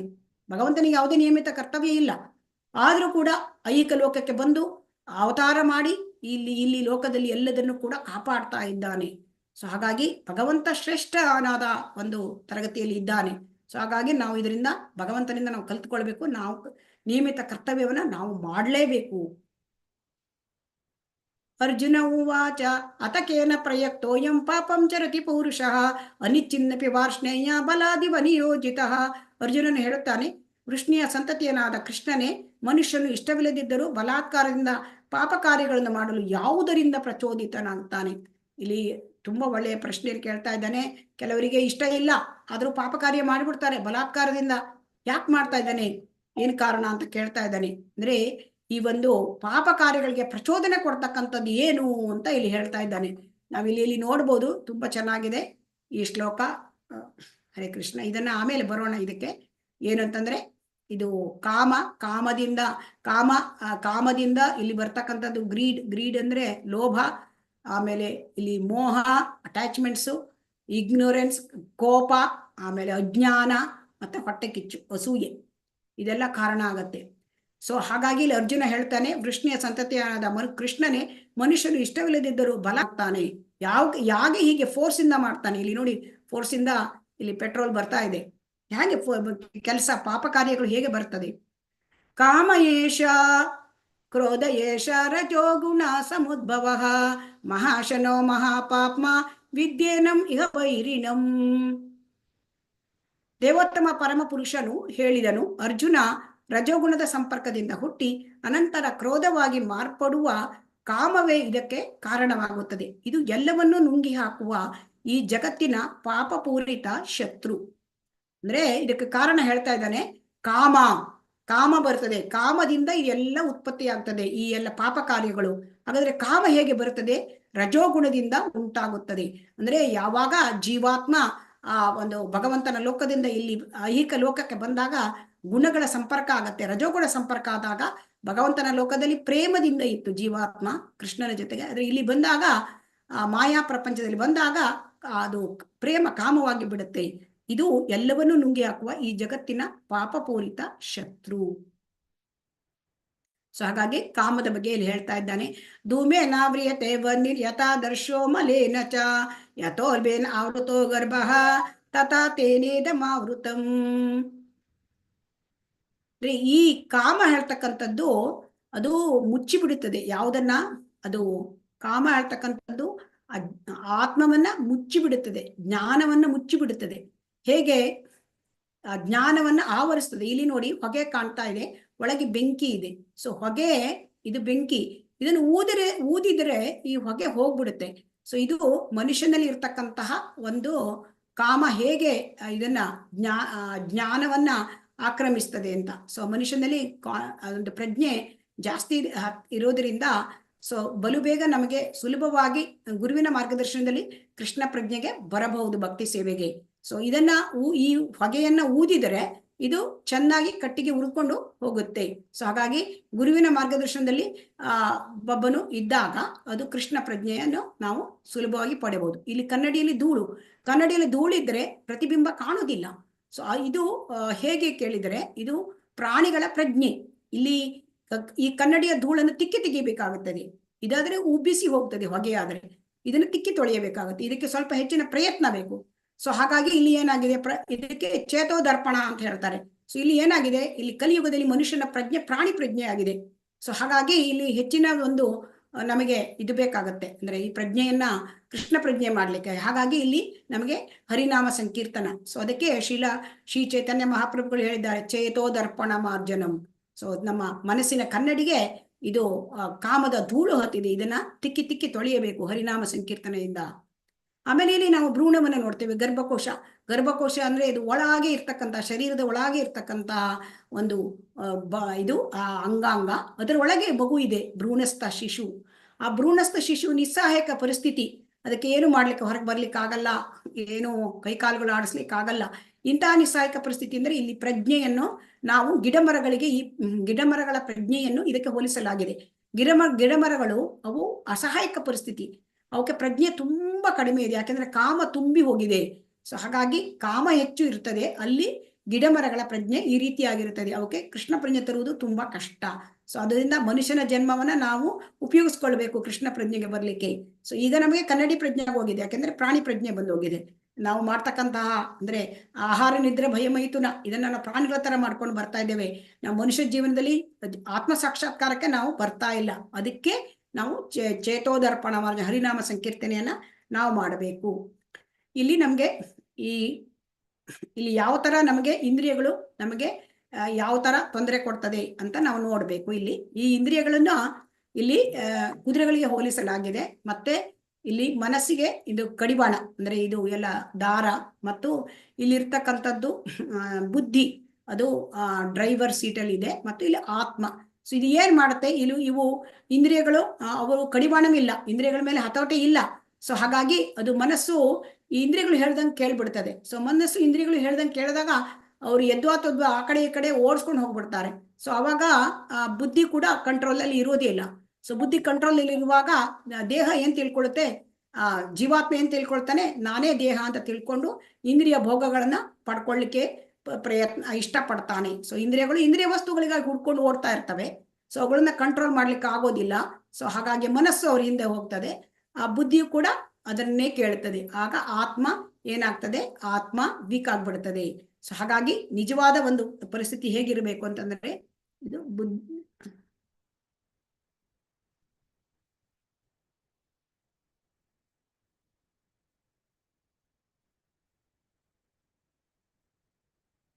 ಇಲ್ಲಿ ಇನ್ನೊಂದು ಸ್ಲೈಡ್ ಇತ್ತು, ಇಂದ್ರಿಯಾಣಿ ಪರಣ್ಯಾಹ. ಇಂದ್ರಿಯಾಣಿ ಪರಣ್ಯಾಹು ಇಂದ್ರಿಯೇಭ್ಯ ಪರಂ ಮನಃ ಮನಸ್ಸಸ್ತು ಪರಾ ಬುದ್ಧಿ ಯೋ ಬುದ್ಧೇ ಪರತಸ್ತು ಸಹ. ಸೊ ಇಂದ್ರಿಯ ಇಂದ್ರಿಯಗಳು ಅಂದ್ರೆ ಇಂದ್ರಿಯ ವಸ್ತುಗಳಿಗಿಂತ ತುಂಬಾ ಮುಖ್ಯ. ಸೊ ಇಂದ್ರಿಯಗಳಿಗಿಂತ ಮನಸ್ಸು ಮುಖ್ಯ, ಮನಸ್ಸಿಗಿಂತ ಬುದ್ಧಿ ಮುಖ್ಯ, ಬುದ್ಧಿಗಿಂತ ಆತ್ಮ ಮುಖ್ಯ. ಸೊ ಹಾಗಾಗಿ ಇಲ್ಲಿ ಯಾವಾಗಲೂ ಆತ್ಮವು ಬುದ್ಧಿಯನ್ನು ಕಂಟ್ರೋಲ್ ಮಾಡಬೇಕು, ಬುದ್ಧಿ ಮನಸ್ಸನ್ನು ಕಂಟ್ರೋಲ್ ಮಾಡಬೇಕು, ಮನಸ್ಸು ಇಂದ್ರಿಯಗಳನ್ನು ಕಂಟ್ರೋಲ್ ಮಾಡಬೇಕು. ಇದು ನಿಜವಾದ ಸ್ಥಿತಿ ಜೀವಾತ್ಮ. ಆದರೆ ಇಲ್ಲಿ ನಾವು ರಿವರ್ಸ್ ಅನ್ನ ನೋಡ್ತಾ ಇದ್ದೇವೆ. ಕ್ರಿಯಾಶಾಲಿಯಾದ ಇಂದ್ರಿಯಗಳು ಜಡವಸ್ತುವಿಗಿಂತ ಶ್ರೇಷ್ಠ, ಮನಸ್ಸು ಇಂದ್ರಿಯಗಳಿಗಿಂತ ಶ್ರೇಷ್ಠ, ಬುದ್ಧಿಯು ಮನಸ್ಸಿಗಿಂತ ಇನ್ನೂ ಬಹಳ ಶ್ರೇಷ್ಠ, ಆತ್ಮನು ಬುದ್ಧಿಗಿಂತ ಬಹುಶ್ರೇಷ್ಠನು. ಸೊ ಹಾಗಾಗಿ ಆಧ್ಯಾತ್ಮಿಕ ಶಕ್ತಿಯಿಂದ ಎಂದು ತೃಪ್ತಿಪಡಿಸಲು ಸಾಧ್ಯವಿಲ್ಲ. ಈ ಕಾಮ ಎಂಬ ವೈರಿಯನ್ನು ನಾವು ಗೆಲ್ಲಬೇಕು. ನಾವು ಕಾಮ ಎಂಬ ವೈರಿಯನ್ನು ಗೆಲ್ಲೋದು ಹೇಗೆ? ಕಾಮವನ್ನ ನಾವು ತೃಪ್ತಿಪಡಿಸಕ್ ಹೋದ್ರೆ ಅದು ಹೆಚ್ಚಾಗ್ತಾ ಹೋಗ್ಬಿಡ್ತದೆ, ಇನ್ನು ಲೋಭ ಬಂದ್ಬಿಡುತ್ತೆ. ಸೊ ಕಾಮವನ್ನ ತುಂಬುತ್ತಾ ಹೋದ್ರೆ ಲೋಭ ಬರುತ್ತೆ, ಕಾಮ ತೃಪ್ತಿ ಆಗದಿದ್ರೆ ಕ್ರೋಧ ಬರುತ್ತೆ. ಸೊ ಅದರಿಂದ ಕಾಮವನ್ನು ತೃಪ್ತಿಪಡಿಸಿ ಅದನ್ನ ನಾವು ಗೆಲ್ಲಲಿಕ್ಕೆ ಸಾಧ್ಯವಿಲ್ಲ. ಕಾಮವನ್ನು ನಾವು ಗೆಲ್ಲೋದು ಹೇಗೆ? ಆಧ್ಯಾತ್ಮಿಕ ಶಕ್ತಿಯಿಂದ ನಾವು ಇದನ್ನು ಗೆಲ್ಲಬೇಕು. ಆಧ್ಯಾತ್ಮಿಕ ಶಕ್ತಿಯಿಂದ ಅಂದ್ರೆ ಆತ್ಮಕ್ಕೆ ಆತ್ಮದ ಚಟುವಟಿಕೆಗಳನ್ನು ಕೊಡಬೇಕು. ಇಲ್ಲಿ ಕೊನೆಯದಾಗಿ ಒಂದು ಶ್ಲೋಕ ಹೇಳ್ತಾ ಇದ್ದಾರೆ, ಅರ್ಜುನನಿಗೆ ಏನ್ ಹೇಳ್ತಾ ಇದ್ದಾರೆ ಅಂದ್ರೆ, ಭಗವಂತ ಮಯಿ ಸರ್ವಾಣಿ ಕರ್ಮಾಣಿ ಸನ್ಯಸ್ಯಾಧ್ಯಾತ್ಮ ಚೇತಸ ನಿರಾಶಿರ್ ನಿರ್ಮಮೋ ಭೂತ್ವ ಯುದ್ಧಸ್ವ ವಿಗತ ಜ್ವರಃ. ಆದುದರಿಂದ ಅರ್ಜುನ, ನಿನ್ನ ಎಲ್ಲ ಕರ್ಮಗಳನ್ನು ನನಗೆ ಅರ್ಪಿಸಿ ನನ್ನನ್ನು ಸಂಪೂರ್ಣವಾಗಿ ಅರಿತುಕೊಂಡು ಫಲಾಪೇಕ್ಷೆ ಇಲ್ಲದೆ, ಒಡೆತನದ ಭಾವವಿಲ್ಲದೆ, ಜಡತ್ವವಿಲ್ಲದೆ ಯುದ್ಧ ಮಾಡು. ಅಂದ್ರೆ ನಾವು ಹೇಗೆ ಕರ್ಮವನ್ನು ಮಾಡಬೇಕು, ಅರ್ಜುನ ಹೇಗೆ ಯುದ್ಧವನ್ನು ಮಾಡಬೇಕು ಅಂತ ಹೇಳ್ತಾ ಇದ್ದಾರೆ. ಅರ್ಜುನ, ನೀನು ಯುದ್ಧ ಹೇಗೆ ಮಾಡಬೇಕು, ನೀನು ಯುದ್ಧ ಮಾಡೋದನ್ನ ನನಗೆ ಅರ್ಪಿಸು. ಆಮೇಲೆ ಫಲಾಪೇಕ್ಷೆ ಪಡಿಬೇಡ. ಯುದ್ಧದಲ್ಲಿ ಏನ್ ಫಲ ಬರ್ತದೆ, ಗೆಲ್ತೇನೋ ಸೋಲ್ತೇನೋ ಅದ್ ನಿನಗೆ ಬೇಕಾಗ್ಲಿಲ್ಲ. ಯುದ್ಧ ಮಾಡ್ತಾ ಇದೆ, ಅದರ ಒಡೆತನ ನೀನ್ ಮಾಡ್ತಾ ಇದ್ದೇನೆ ಹೇಳೋದು ಬೇಡ. ನೀನು ಜಡತ್ವ ಇಲ್ಲದೆ ಯುದ್ಧ ಮಾಡು. ನೀನು ಯುದ್ಧವನ್ನ ತುಂಬಾ ಉತ್ಸಾಹದಿಂದ ಮಾಡು. ಸೊ ಯುದ್ಧವನ್ನ ನೀನು ಉತ್ಸಾಹದಿಂದ ಮಾಡು. ಯುದ್ಧ ಮಾಡಿದ್ದ ಆ ಒಂದು ಕೆಲಸವನ್ನು ನನಗೆ ಅರ್ಪಿಸು, ಮತ್ತು ನೀನು ಯುದ್ಧದ ಫಲವನ್ನು ಅಪೇಕ್ಷಿಸಬೇಡ. ಯುದ್ಧ ನೀನು ಮಾಡ್ತಿದ್ದೇನೆ ಅಂತ ತಿಳ್ಕೊಳ್ಬೇಡ. ಸೊ ಇದು ನಮಗೆ ಕೂಡ ಹಾಗೆ, ನಾವು ಏನ್ ಕರ್ಮ ಮಾಡ್ತೇವೆ ಅದನ್ನ ಭಗವಂತನಿಗೆ ಅರ್ಪಣೆ ಮಾಡಬೇಕು. ಆ ಕರ್ಮದ ಫಲಾಪೇಕ್ಷೆ ಇಟ್ಕೋಬಾರ್ದು, ನಾನು ಕರ್ಮ ಮಾಡ್ತಾ ಇದ್ದೇನೆ ಅಂತ ಇಡಬಾರ್ದು, ಮತ್ತು ಉತ್ಸಾಹದಿಂದ ಕರ್ಮವನ್ನು ಮಾಡಬೇಕು ಅಂತ ಭಗವಂತ ನಮ್ಗೆ ಹೇಳ್ತಾ ಇದ್ದಾರೆ ಈ ಅಧ್ಯಾಯದಲ್ಲಿ. ಅಂದ್ರೆ ನಿಷ್ಕಾಮ ಕರ್ಮಯೋಗವನ್ನ ನಾವು ಮಾಡಬೇಕು ಅಂತ ಈ ಅಧ್ಯಾಯದಲ್ಲಿ ಕೊನೆಯದಾಗಿ ನಿರ್ಣಯ ಕೊಟ್ಟಿದ್ದಾರೆ. ಸೊ ಹಾಗಾಗಿ ಈ ಅಧ್ಯಾಯದ ಮುಖ್ಯ ವಿಚಾರಗಳು, ಸಾರಾಂಶ, ತ್ಯಜಿಸುವಿಕೆ ಅಥವಾ ಕ್ರಿಯೆ, ಅಂದ್ರೆ ನಾವು ಕರ್ಮವನ್ನು ತ್ಯಜಿಸಬೇಕೇ ಅಥವಾ ಕರ್ಮವನ್ನು ಮಾಡಬೇಕೇ? ಅಂದ್ರೆ ಇಲ್ಲಿ ಕರ್ಮವನ್ನ ನೀವು ಯಾವ್ದಾದ್ರು ಒಂದನ್ನು ಹೇಳು, ಕರ್ಮ ತ್ಯಾಗ ಮಾಡುವುದಲ್ಲ, ಕರ್ಮ ಫಲ ತ್ಯಾಗವನ್ನು ಮಾಡಬೇಕು. ನಾವು ಕೃಷ್ಣ ಪ್ರಜ್ಞೆಯ ಆ ಒಂದು ಭಕ್ತಿ ಸೇವೆಯನ್ನ ನಾವು ಮಾಡಬೇಕು. ನಿಷ್ಕಾಮ ಕರ್ಮಯೋಗ ಇದು ಜ್ಞಾನಯೋಗಕ್ಕಿಂತ ಮುಖ್ಯವಾದದ್ದು. ನಿಷ್ಕಾಮ ಕರ್ಮಯೋಗ ಅಂದ್ರೆ ಫಲಾಪೇಕ್ಷೆ ಇಲ್ಲದ ಕರ್ಮ, ಅದು ಜ್ಞಾನಕ್ಕಿಂತ. ಜ್ಞಾನ ಅಂತಂದ್ರೆ ನಾವು ದೇಹ, ಜಡವಸ್ತು ಮತ್ತು ಆತ್ಮಗಳ ಬಗ್ಗೆ ವಿಶ್ಲೇಷಣಾತ್ಮಕವಾದ ಒಂದು ಅಧ್ಯಯನ. ಅದಕ್ಕಿಂತ ಕರ್ಮಯೋಗ, ನಿಷ್ಕಾಮ ಕರ್ಮಯೋಗ ಮುಖ್ಯ. ಯಾಕಂದ್ರೆ ನಿಷ್ಕಾಮ ಕರ್ಮದಿಂದ ನಮಗೆ ಕರ್ಮಬಂಧನ ಉಂಟಾಗೋದಿಲ್ಲ, ಅದರಿಂದ ನಾವು ಭಗವಂತನ ಕಡೆಗೆ ಹೋಗ್ಬೋದು. ಕರ್ಮಕಾಂಡದಿಂದ ಕರ್ಮಯೋಗ, ಕರ್ಮಯೋಗ ಅಂದ್ರೆ ಕರ್ಮಕಾಂಡದಿಂದ ಸಕಾಮ ಕರ್ಮ, ಸಕಾಮ ಕರ್ಮದಿಂದ ನಿಷ್ಕಾಮ ಕರ್ಮ, ನಿಷ್ಕಾಮ ಕರ್ಮದಿಂದ ಸಾಧನ ಭಕ್ತಿಯಿಂದ ಅನನ್ಯ ಭಕ್ತಿ. ಸೊ ಅದು ನಿಜವಾದ ಭಕ್ತಿ ಆಗುತ್ತೆ. ಸೊ ಉದಾಹರಣೆಯಿಂದ ಹೇಳಿ, ನಾವು ಯಾವಾಗಲೂ ಇನ್ನೊಬ್ಬರಿಗೆ ಆದರ್ಶಪ್ರಾಯರಾಗಿರಬೇಕು. ನಾವು ಆಚರಣೆ ಮಾಡಿ ಇನ್ನೊಬ್ಬರಿಗೆ ಆಚರಣೆಯ ಮೂಲಕ ನಾವು ಆದರ್ಶಪ್ರಾಯರಾಗಬೇಕು. ನಮ್ಮ ಶತ್ರು ಬೇರೆ ಯಾರೂ ಇಲ್ಲ. ನಮ್ಮ ಶತ್ರು ಯಾರು? ನಮ್ಮ ಶತ್ರು ನಮ್ಮ ಕಾಮ. ನಮಗೆ ಇರ್ತಕ್ಕಂಥ ಈ ಕಾಮ ಹೇಳ್ತಕ್ಕಂಥದ್ದು ಅದು ತುಂಬಾ ಸ್ಟ್ರಾಟಜಿಕ್ ಪಾಯಿಂಟ್ಸ್ ಅನ್ನ, ಇನ್ನೊಂದು ಚಿತ್ರ ಇತ್ತು, ಅಂದ್ರೆ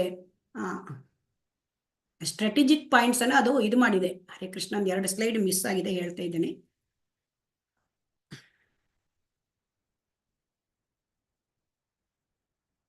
ಈ ಕಾಮ ಹೇಳ್ತಕ್ಕಂಥದ್ದು ಅದು ಸ್ಟ್ರಾಟಜಿಕ್ ಪಾಯಿಂಟ್ ಅನ್ನ ಅದು ಇದಾಗ್ಬಿಟ್ಟಿದೆ. ಅದು ಬುದ್ಧಿ, ಮನಸ್ಸು ಮತ್ತು ಇಂದ್ರಿಯಗಳನ್ನ ಆಕ್ರಮಿಸಿಕೊಂಡಿದೆ. ಆದ್ದರಿಂದ ನಾವು ಮನಸ್ಸಿನಿಂದ ಇದನ್ನ ಇಂದ್ರಿಯಗಳನ್ನ ಕಂಟ್ರೋಲ್ ಮಾಡ್ಬೇಕು ಅಂದ್ರೆ ನಾವು ಪರಮಾತ್ಮನ ಚಟುವಟಿಕೆಯಲ್ಲಿ ತೊಡಗಿಸಬೇಕು.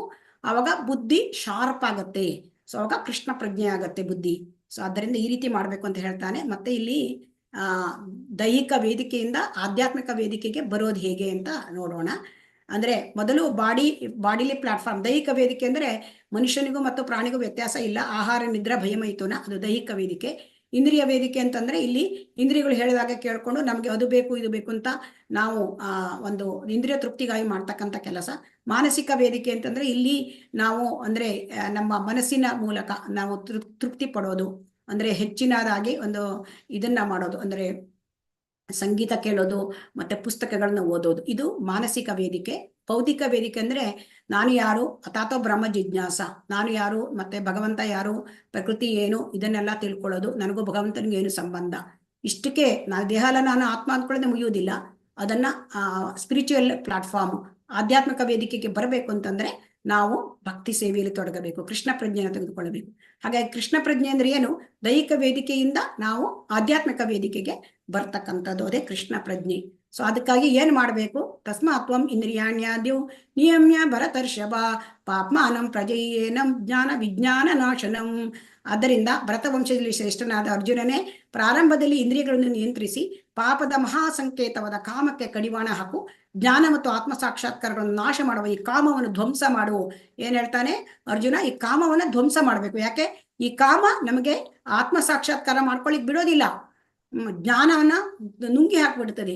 ಹಾಗಾದ್ರೆ ಹೇಗ್ ಮಾಡ್ಬೇಕು? ಪ್ರಾರಂಭದಲ್ಲಿಯೇ, ಶುರುವಾತ್ನಲ್ಲೇ ಮಾಡ್ಬೇಕು ಅಂತಾನೆ. ಚಿಕ್ಕ ಮಕ್ಕಳಿಗೆ ಕೃಷ್ಣ ಪ್ರಜ್ಞೆಯನ್ನು ಕೊಡಬೇಕು, ಪ್ರಾರಂಭದಲ್ಲಿಯೇ ನಮಗೆ ಇಂದ್ರಿಯಗಳನ್ನ ನಿಯಂತ್ರಿಸಬೇಕು ಅಂತ ಇಲ್ಲಿ ಹೇಳ್ತಾ ಇದ್ದಾರೆ. ಸೊ ಹಾಗಾಗಿ ಕೊನೆಯದಾಗಿ ಅರ್ಜುನನಿಗೆ ಈ ರೀತಿಯಾದ ಒಂದು ಉಪದೇಶವನ್ನ ಕೊಟ್ಟಿದ್ದಾರೆ. ಏನಂದ್ರೆ ಎಲ್ಲ ಕರ್ಮಗಳನ್ನು ನನಗೆ ಅರ್ಪಿಸು, ನನ್ನನ್ನು ಸಂಪೂರ್ಣವಾಗಿ ಅರಿತುಕೊಂಡು ಫಲಾಪೇಕ್ಷೆ ಇಲ್ಲದೆ, ಒಡೆತನದ ಭಾವನೆ ಇಲ್ಲದೆ, ಜಡತ್ವವಿಲ್ಲದೆ ಯುದ್ಧವನ್ನು ಮಾಡು. ಸೊ ಹಾಗಾಗಿ ಇದನ್ನ ನಾವು ಅಧ್ಯಾಯದ ಸಾರಾಂಶವನ್ನು ಕೂಡ ನೋಡಿದ್ದೇವೆ. ಸೊ ಹಾಗಾಗಿ ಇಲ್ಲಿ ಮುಖ್ಯವಾಗಿ ಈ ಅಧ್ಯಾಯದಲ್ಲಿ ನಿಷ್ಕಾಮ ಕರ್ಮವನ್ನ ಮಾಡಬೇಕು ಅಂತ ಹೇಳ್ತಾ ಇದ್ದಾರೆ. ಹರೇ ಕೃಷ್ಣ, ಎಲ್ಲರಿಗೂ ಧನ್ಯವಾದಗಳು. ಹರೇ ಕೃಷ್ಣ. ಪ್ರಶ್ನೆಗಳು ಇದ್ರೆ ಕೇಳ್ಬೋದು. ಹರೇ ಕೃಷ್ಣ ಮಾತಾಜಿ, ಅಟೆಂಡೆನ್ಸ್ ಹಾಕ್ಲಿಕ್ಕೆ ಹೇಳಿ. ಅಟೆಂಡೆನ್ಸ್ ಹಾಕಿ ಮಾತಾಜಿ, ಅಟೆಂಡೆನ್ಸ್ ಹಾಕಿ. ಏನು ಇದು ಲೈವ್ ಇಲ್ವಾ? ಹರೇ ಕೃಷ್ಣ. ಇದೆ ಮಾತಾಜಿ. ಯಾಕೆ ನನ್ಗೆ ಆಫ್ ಆಗ್ತಾ ಇಲ್ಲ?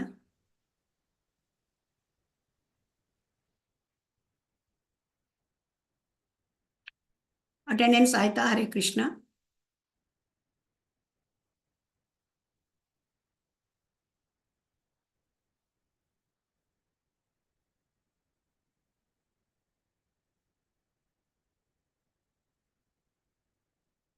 ಹರೇ ಕೃಷ್ಣ. ಪ್ರಶ್ನೆಗಳೇನಿಲ್ಲ ಅಂದ್ರೆ ನಾನು ಮುಗಿಸ್ತೇನೆ. ಹರೇ ಕೃಷ್ಣ.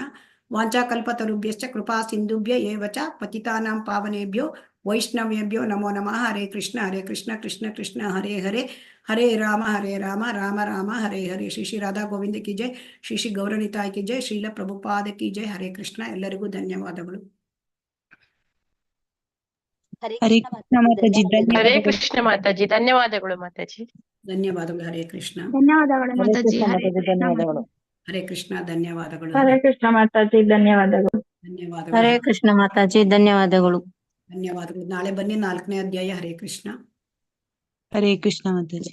ಹರೇ ಕೃಷ್ಣ. ಧನ್ಯವಾದಗಳು. ಎಂಡ್ ಮಾಡ್ತಾ ಇದ್ದೇನೆ. ಹರೇ ಕೃಷ್ಣ.